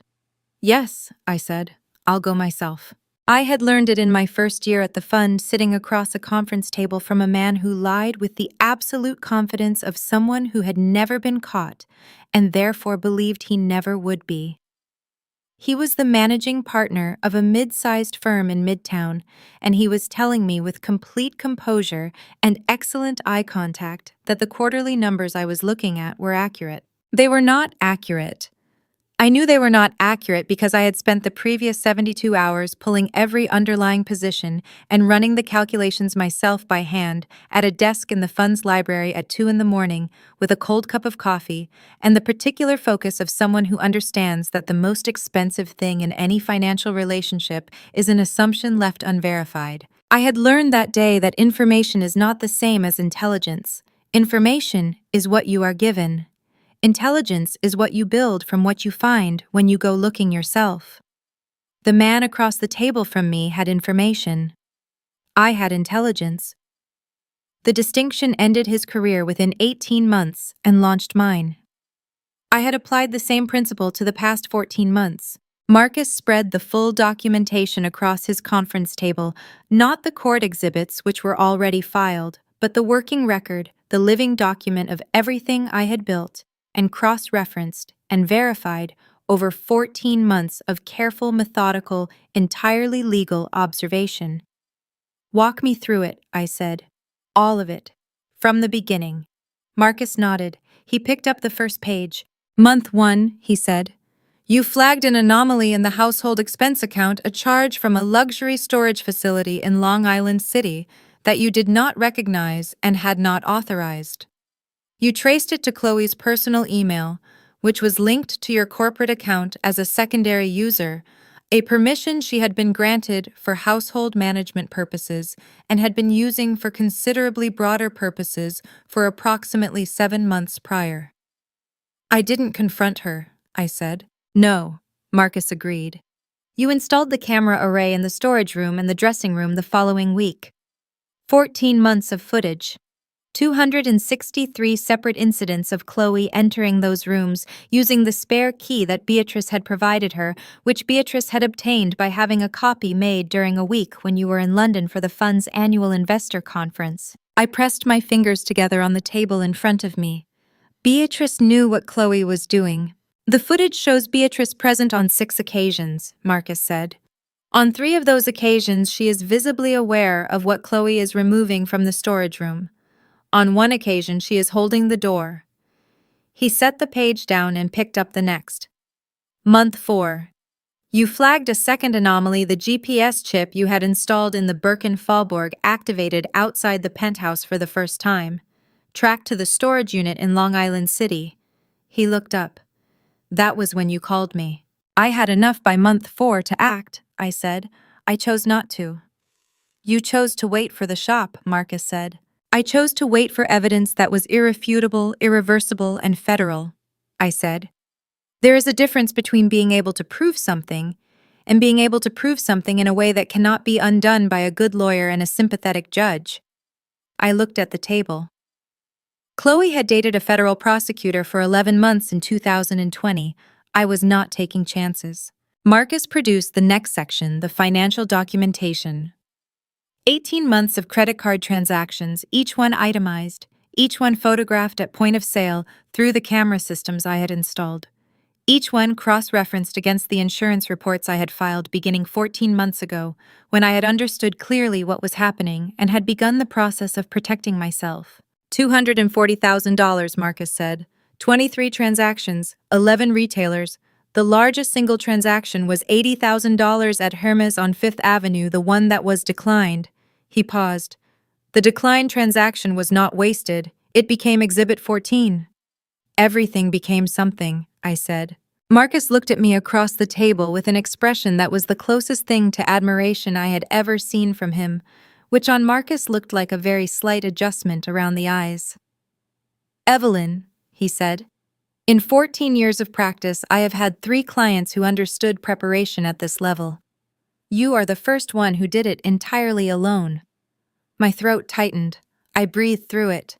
I didn't plan to destroy them, Marcus, I said. I want to be clear about that. I planned to protect myself. I planned to ensure that when the moment came and I knew the moment was coming, I had known for 18 months I would be standing on documented ground, not contested ground. There is a difference. Marcus picked up his pen. The difference being, I looked at the window. Outside, Manhattan was doing its usual thing, indifferent, magnificent, entirely unconcerned with the private reckonings of the people inside its buildings. One is revenge, I said. The other is just good bookkeeping. Marcus wrote something in his notebook. I did not ask what. He placed the final document on the table between us. The Smart Home Access Revocation Order authorized under Judge Holloway's interim ruling effective at 8 o'clock this evening. Every room in the penthouse, every system, every lock that had ever been calibrated to a fingerprint that was not mine. Climate control as well, Marcus asked.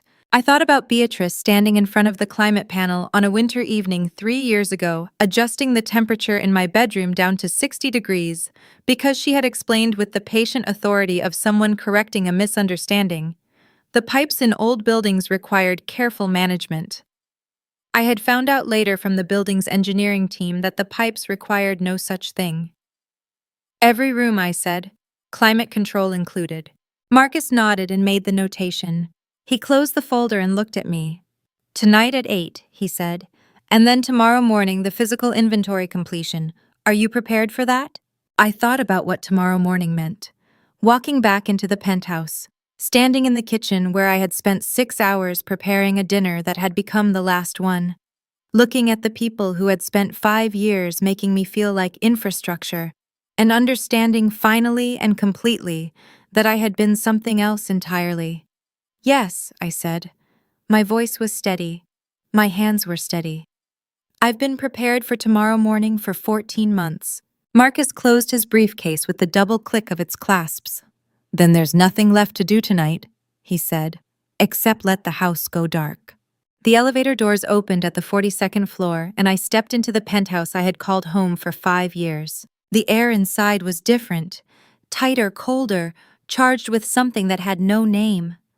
The marble floors gleamed under the morning light exactly as I had designed them to pale gold, each slab hand-selected from a quarry in Carrara, Italy, and shipped at a cost Beatrice had complained about for 3 months before quietly admitting she had never seen anything more beautiful in her life. I remembered that afternoon. She had stood at the center of the living room, arms folded, eyes scanning the floor with the expression of a woman who did not want to be impressed. "It's acceptable," she had said, finally her voice stripped of anything generous. I had smiled, said nothing, and returned to my office on the 41st floor. That was the last time I let her words reach me. Marcus walked in behind me, followed by 2 members of the enforcement team carrying sealed folders. Julian stood near the kitchen island, still in the same white Oxford shirt from the night before, untucked, one button missing. He looked like a man who had aged 10 years overnight. "Eve," he said. His voice cracked on the single syllable. "Julian." I did not walk toward him. I set my bag on the entrance table, the console I had bought at a Christie's auction 4 years ago, a piece once owned by an Astor, and turned to face the room. Beatrice came forward from the hallway, wearing the ivory Chanel suit I recognized from the Paris collection 3 seasons ago. Her posture was military straight, her expression a wall of granite. Arthur sat in the armchair by the window, hands folded on his lap, watching. "You have no right to come back here," Beatrice said. I reached into my bag and removed a single document printed on pale cream paper with the header of the Manhattan Supreme Court. I placed it on the console beside me, face up, and did not touch it again. "That is a certified copy of the interim property order filed under index number 2024-103742. I said, "issued by Judge Patricia Holloway at 4:17 yesterday afternoon. It grants sole occupancy of this property to Evelyn Hart Sterling, effective immediately. Your names are not on the deed. They never were." Julian stepped forward. "Eve, please, can we talk? Just the 2 of us without all of this." His eyes were red at the edges, and I felt something move in my chest. Not the deep-rooted love I had carried for a decade, but something older, quieter. The memory of who he used to be. I pressed my palm flat against my stomach and breathed once. There is nothing left to say that has not already been filed with the court, I told him. You're really going to do this? His voice broke open at the last word, splitting at the seams.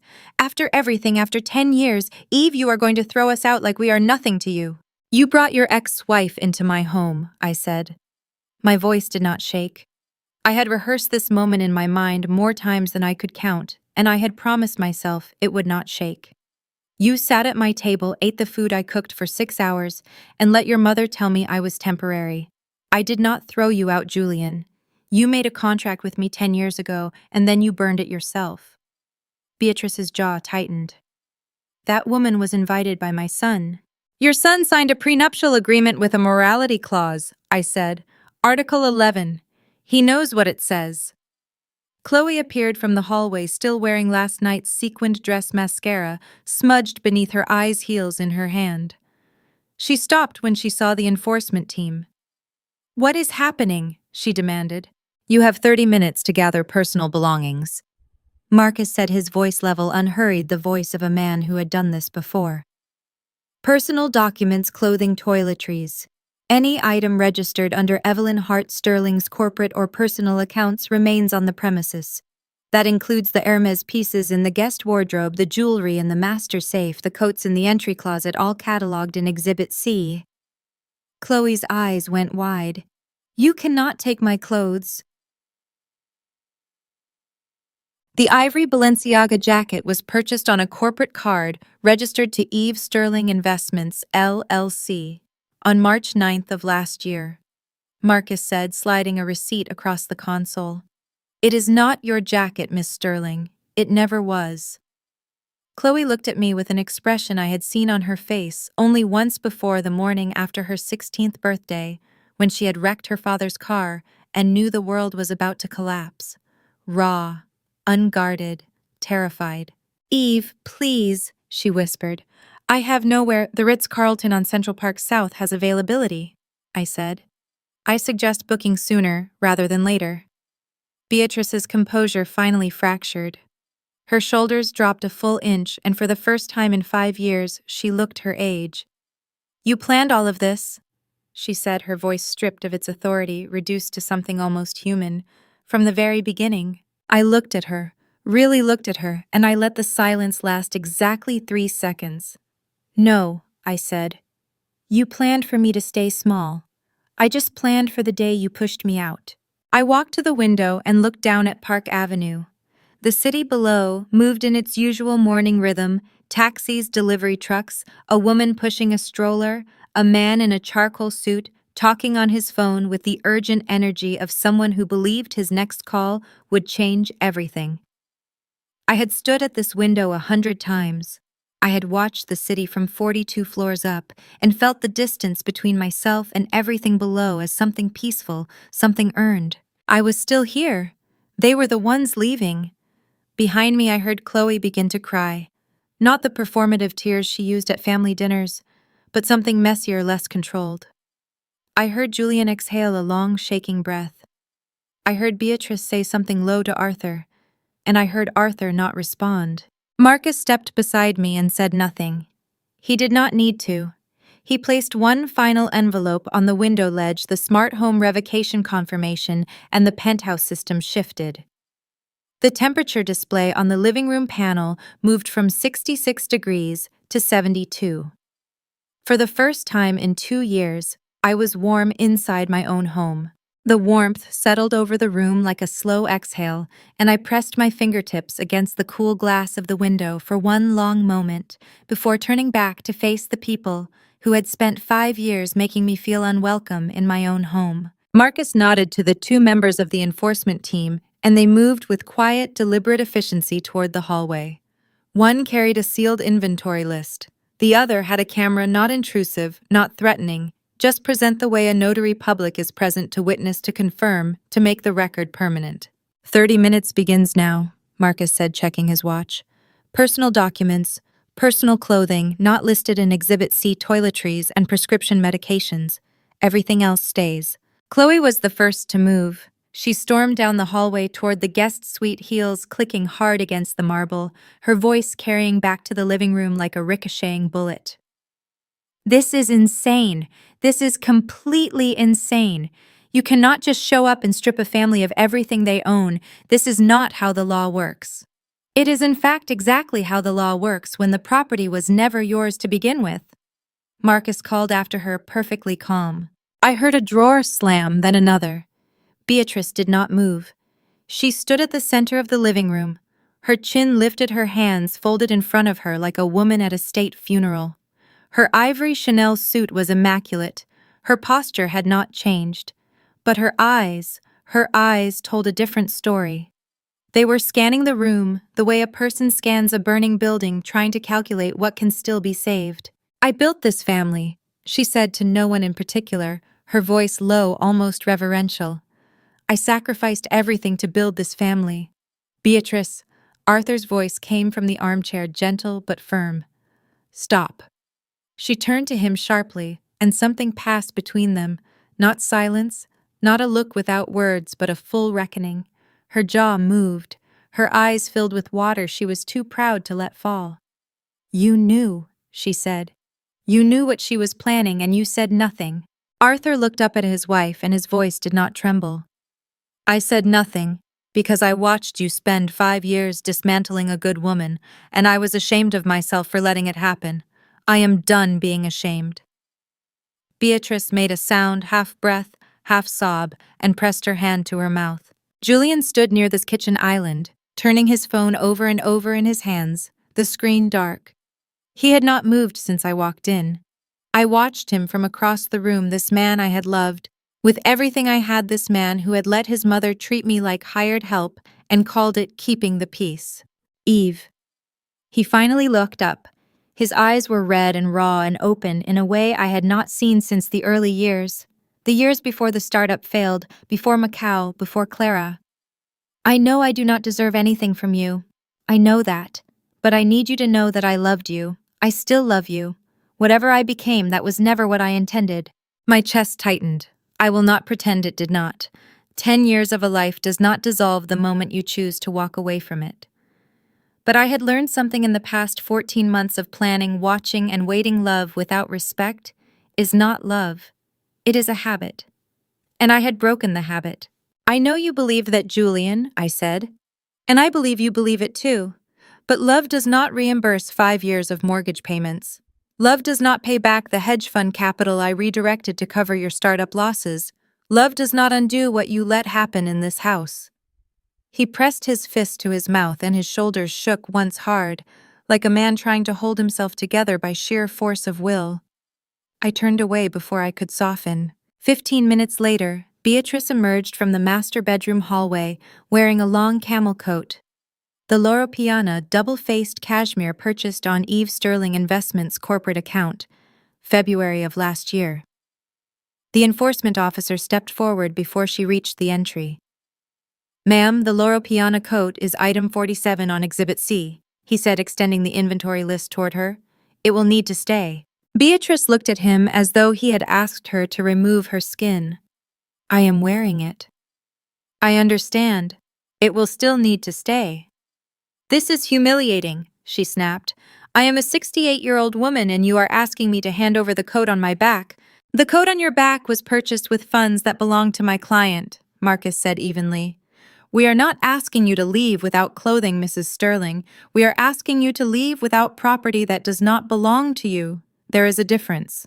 For 10 seconds, Beatrice Sterling stood in the entry of the penthouse she had treated as her personal domain, and stared at the enforcement officer with all the fury of a woman who had never once been told no, and meant it.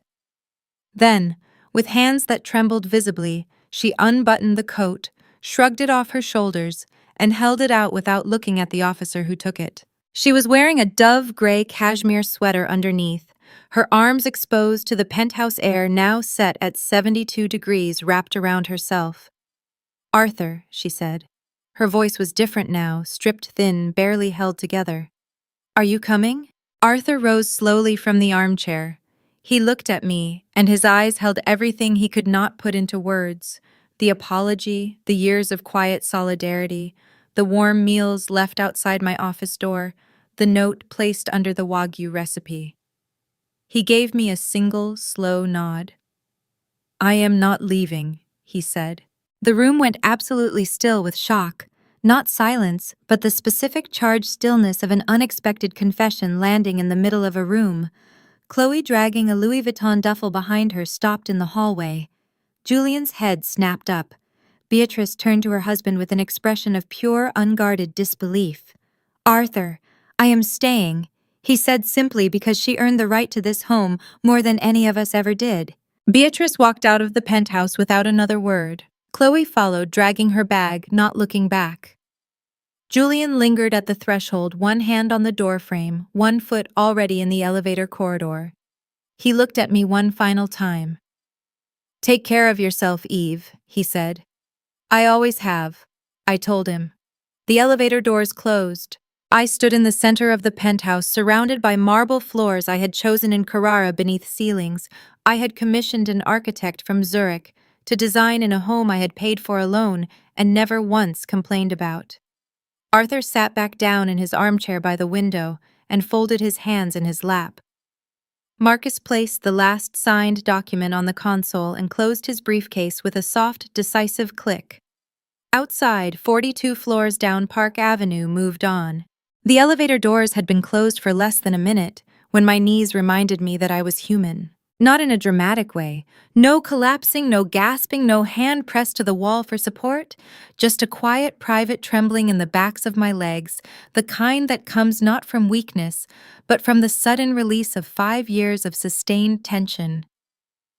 I had been holding myself so tightly for so long that the moment the pressure lifted, my body did not know what to do with the space that remained. I walked to the kitchen island and placed both palms flat on the cold marble surface. I breathed in through my nose, held it for 4 counts, and breathed out slowly through my mouth. Arthur watched me from the armchair without speaking, and I was grateful he understood that what I needed right now was not comfort or congratulations. What I needed was 30 seconds to simply exist inside the truth of what had just happened. "She is going to contest it," Arthur said finally. Not a question. A statement delivered in the tone of a man who had known Beatrice Sterling for 40 years and harbored no illusions about her capacity for stubbornness. "She can try," I said. Marcus filed the interim order with a full asset trail. Every dollar is documented. Every transaction is time-stamped. Every account is traceable back to Eve Sterling Investments. She would need to prove that Julian contributed financially to this marriage in a meaningful way, and I have 462 pages of evidence that he did not. Arthur let out a long breath, not a sigh of defeat, but the exhale of a man setting down a weight he had been carrying for a very long time. "She loves him," he said. "That is the tragedy of it. She loves Julian so much she built a cage around him and called it protection." I looked at Arthur, this quiet man who had left warm meals outside my office door, who had placed a handwritten note beneath a Wagyu recipe, who had stayed when everyone else walked out. He looked older in the morning light than he had the night of the birthday dinner. His hair was entirely silver now, and the lines around his eyes had deepened in the past 12 months, but his eyes themselves were clear. "What will you do?" I asked. "I will call my sister in Connecticut," he said. "She has a guest room. She has been asking me to visit for 3 years. He paused. "I should have gone 2 years ago." I nodded. I moved to the espresso machine my Miele imported from Germany, item 6 on the approved asset list, and made 2 cups without asking whether he wanted one. I set his on the side table next to the armchair. He wrapped both hands around it and looked out at the city. "Eve," he said. "For what it is worth, and I understand completely if it is worth very little, I am sorry. I watched what they did to you in this house, and I was not strong enough or brave enough to say stop. I told myself I was keeping peace. I was not keeping peace. I was keeping comfort, my comfort." My eyes burned, not from crying, not quite, but from the particular sting that comes when someone finally says the true thing after years of false ones. I pressed my fingertips against the rim of my espresso cup and looked down at the surface of the coffee. "I know," I said. "And I forgave you for it a long time ago, Arthur. Not for your sake, for mine. Because I could not afford to carry that weight and still carry everything else." He nodded slowly, and I saw his eyes go bright with something he did not let fall. "You are extraordinary," he said quietly. "You always were." I smiled, a real one, small and private, the kind that belongs only to yourself. "I know that too," I said. Marcus appeared from the study where he had been making final calls. He straightened his cuffs and picked up his crocodile briefcase from the entry table. "The interim order has been formally logged with the court clerk as of 9:47 this morning," he said. "The smart home revocation is complete and permanent. All accounts associated with Julian Sterling have been frozen under the matrimonial restraining order, pending the final divorce decree. Beatrice Sterling's personal accounts are subject to a separate civil freeze tied to the property proceedings. Her attorney was notified this morning." Beatrice Sterling's personal accounts are subject to a separate civil freeze tied to the property proceedings. Her attorney was notified this morning. "Chloe Sterling's case has been referred to the FBI field office in Manhattan. We should expect an arrest warrant within 72 hours. "And the DNA results?" I asked. Marcus reached into the front pocket of his briefcase and produced a slim manila envelope. "Certified copy. Laboratory seal intact. Chain of custody documented." He set it on the kitchen island in front of me. "Ready to be submitted to the court whenever you choose." I looked at the envelope for a long moment. Inside it was the document that would dismantle the last thing Beatrice Sterling had believed was unshakable: the bloodline, the heir, the continuation of a dynasty she had spent her entire adult life constructing. The child she had fought to bring into this marriage, the child she had used as leverage to demand $20 million, was not a Sterling at all. He was the son of Richard Holt, Julian's former business rival, born of an affair Clara had conducted while still married to Julian, while Beatrice had watched and said nothing and chosen to believe what was convenient. "File it," I said. Marcus nodded and closed his briefcase. "I will have the certified submission to Judge Holloway's clerk by noon." He shook my hand, firm, brief, professional, and walked to the elevator. The doors opened immediately. He stepped in without looking back, and as they closed I heard him already talking into his phone voice, low and precise and absolutely certain, the voice of a man who had just finished exactly the job he came to do. Arthur rose from the armchair and buttoned his jacket. He picked up his coffee cup, finished the last of it, and set it carefully in the kitchen sink.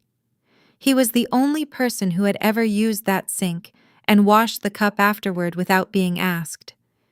He came to stand beside me, and for a moment we both looked out at Park Avenue from 42 floors up.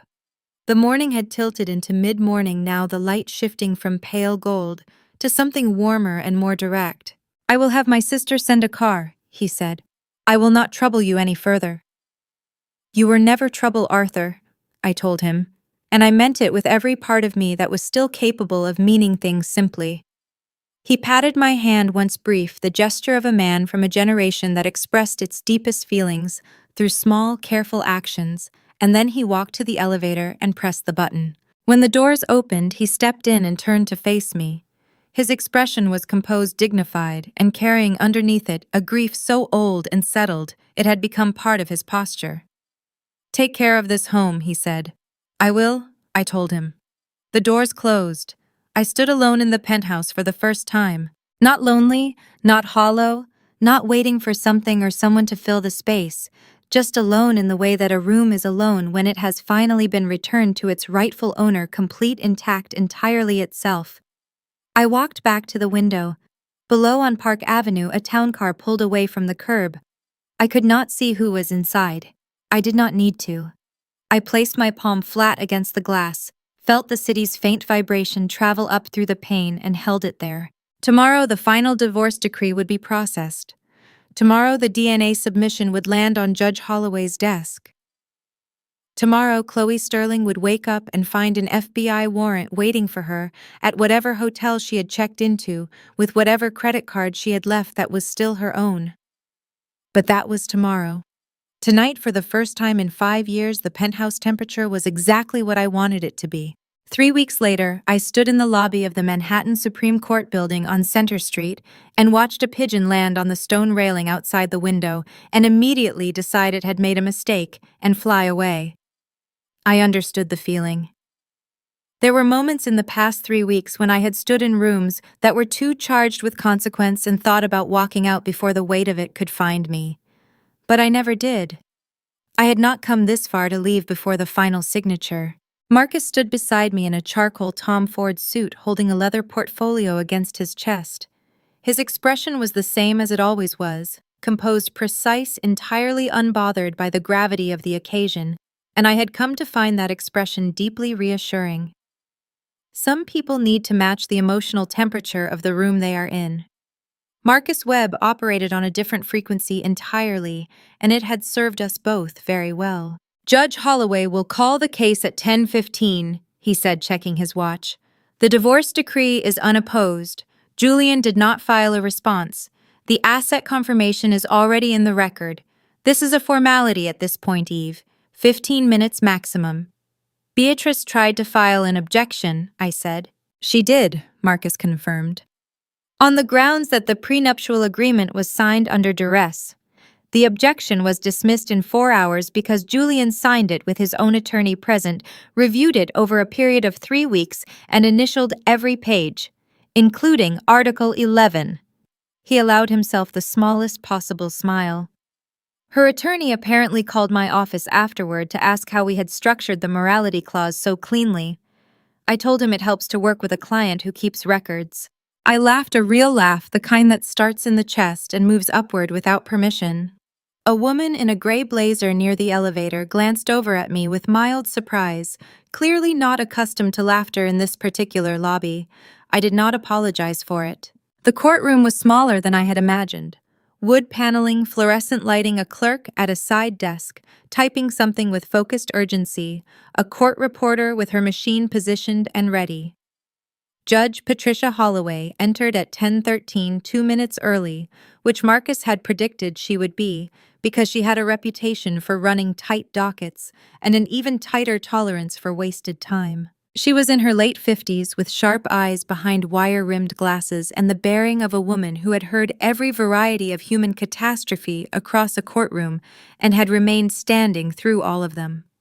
She reviewed the file for approximately 45 seconds, asked Marcus 2 clarifying questions about the asset trail documentation, received 2 precise answers, and then looked at me directly. "Mrs. Sterling," she said, "you are aware this decree will be final and irrevocable upon my signature. I am your honor. And you are proceeding of your own free will without coercion or duress of any kind. I am your honor." She nodded, once picked up her pen and signed. The sound of that pen moving across paper was not dramatic. It did not echo. It did not shake the walls or fill the room with anything cinematic. It was just a pen moving across paper the way 10,000 other pens had moved across 10,000 other documents in this room before mine. But it was the most significant sound I had heard in 5 years because it was the sound of a door closing, not violently, not with grief, but with the quiet final precision of a woman who had decided exactly where she was going and had no further use for the room she was leaving behind. Outside the courthouse, Marcus shook my hand on the steps and told me the Chloe Sterling arrest had been confirmed the previous evening, federal charges filed, bail set at $250,000, arraignment scheduled for the following Thursday. The FBI had seized the contents of her consignment shop and identified 51 additional items beyond the original 47, bringing the total insured value of stolen goods to slightly over $5.4 million. Chloe had called Julian from the precinct. Julian, who was currently staying at a friend's apartment in Hoboken with no access to any account that held meaningful funds, had not answered.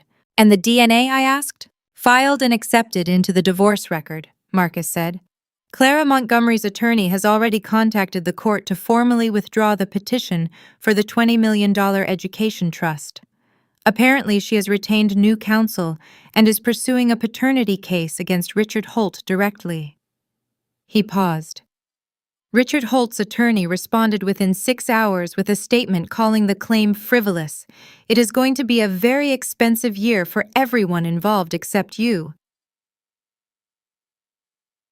I put on my sunglasses, and for a moment I just stood on the steps of the courthouse and let the late October sun land on my face. New York in autumn has a particular quality of light, clear and angled and honest, the way light gets when the air has been stripped of summer's softness, and everything is sharper and more itself. One more thing, Marcus said. He reached into his portfolio and produced a small envelope, not legal-sized, not stamped with any court seal. Personal stationery cream colored with a single letter written in the top left corner in embossed ink. The letter A. Arthur left this with my office 2 days ago, Marcus said.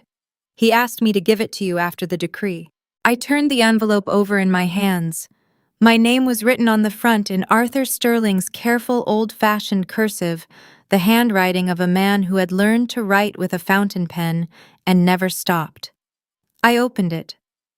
Inside was a single index card. On it, in that same careful hand, were 4 sentences. You fed a family that did not deserve the meal. You stayed longer than honor required. You left exactly when wisdom told you to. The house is yours, Eve. It always was. My throat tightened so fast it surprised me. I pressed my lips together and breathed through my nose and told my eyes firmly that we were standing on the steps of the Manhattan Supreme Court building on Center Street, in full public view, and this was not the moment. My eyes disagreed with me, but ultimately cooperated. I folded the card, placed it back in the envelope, and put the envelope in the inner pocket of my coat directly over my heart. Thank you, Marcus, I said, for everything. It was the most well-documented case I have handled in 22 years of practice, he said, and I believed he meant it as the highest possible compliment. Call me if you need anything. He walked down the steps and into a waiting car, and I stood alone on Center Street, with the whole city moving around me in every direction. I thought about the woman I had been 10 years ago, 20 fresh out of Columbia, building a fund from a studio apartment in Washington Heights, with a used laptop and a belief so stubborn it bordered on irrational that I could make something extraordinary from nothing. I thought about the night I met Julian at a gallery opening in Chelsea, his laugh, the way he had looked at me across a room full of people as though I was the only interesting thing in it. I thought about the years between that night and this morning, all the meals cooked and accounts managed and silences endured and love given to people who received it as their due and never once thought to ask what it cost. And then I thought about this morning, the judge's pen, the sound of a door closing cleanly. I took out my phone and called Karen. She picked up on the second ring. Tell me everything, she said before I could even speak. I have been sitting here since 9 o'clock with coffee going cold, and I need you to tell me everything right now. I laughed again, that same chest-deep laugh from the courthouse lobby. It is done, I said. All of it. It is completely, officially, permanently done. Karen made a sound on the other end of the line that was part cheer, part sob, and entirely the sound of a woman who had watched her friend carry an impossible weight for 5 years and was now watching her set it down. Where are you? She asked. Center Street, I said, standing on the courthouse steps like a woman in a movie. Stay there, she said. I am getting in a cab right now. We are going to the most expensive restaurant in Manhattan and you are ordering whatever you want. And I am going to sit across from you and watch you be free, and it is going to be the best lunch I have ever had in my life. I smiled so wide my face hurt. I will be here, I said. I put my phone in my pocket and looked up at the New York sky, pale blue, cloudless.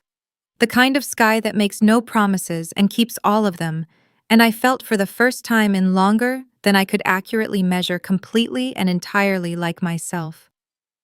The golden hand had fed them all. And now finally, gloriously, it belonged only to me. Standing in the silence of my penthouse, I look back at 10 years of my youth and simply want to tell you, don't be like me. Do not use your tolerance to nurture traitors. I once thought I could use love to reform greed, but the costliest lesson I learned is that when faced with family betrayal, silence is nothing short of suicide. For the first time, I wondered if God was testing my patience. But no. As the family betrayal repeated itself, I understood that I had to act. This family revenge is not about blind hatred. It is a necessary purification. For the second time, I thank God for granting me the wisdom to turn the pain of family betrayal into my sharpest weapon. Never let yourself fall into the same trap I did. Always keep a way out and a cold heart. For the third time, I entrust God to bear witness to justice, because after every successful family revenge, the most precious thing gained is not money but freedom. Remember, the ultimate family revenge is simply living a brilliant life without them. What do you think about the way Evelyn dealt with these betrayals? Please leave your comments below. Share the story to warn others, and don't forget to subscribe to the channel so you won't miss the next sophisticated and dramatic episodes. That's the final part of today's story. I'm glad you were here. I'll catch you soon.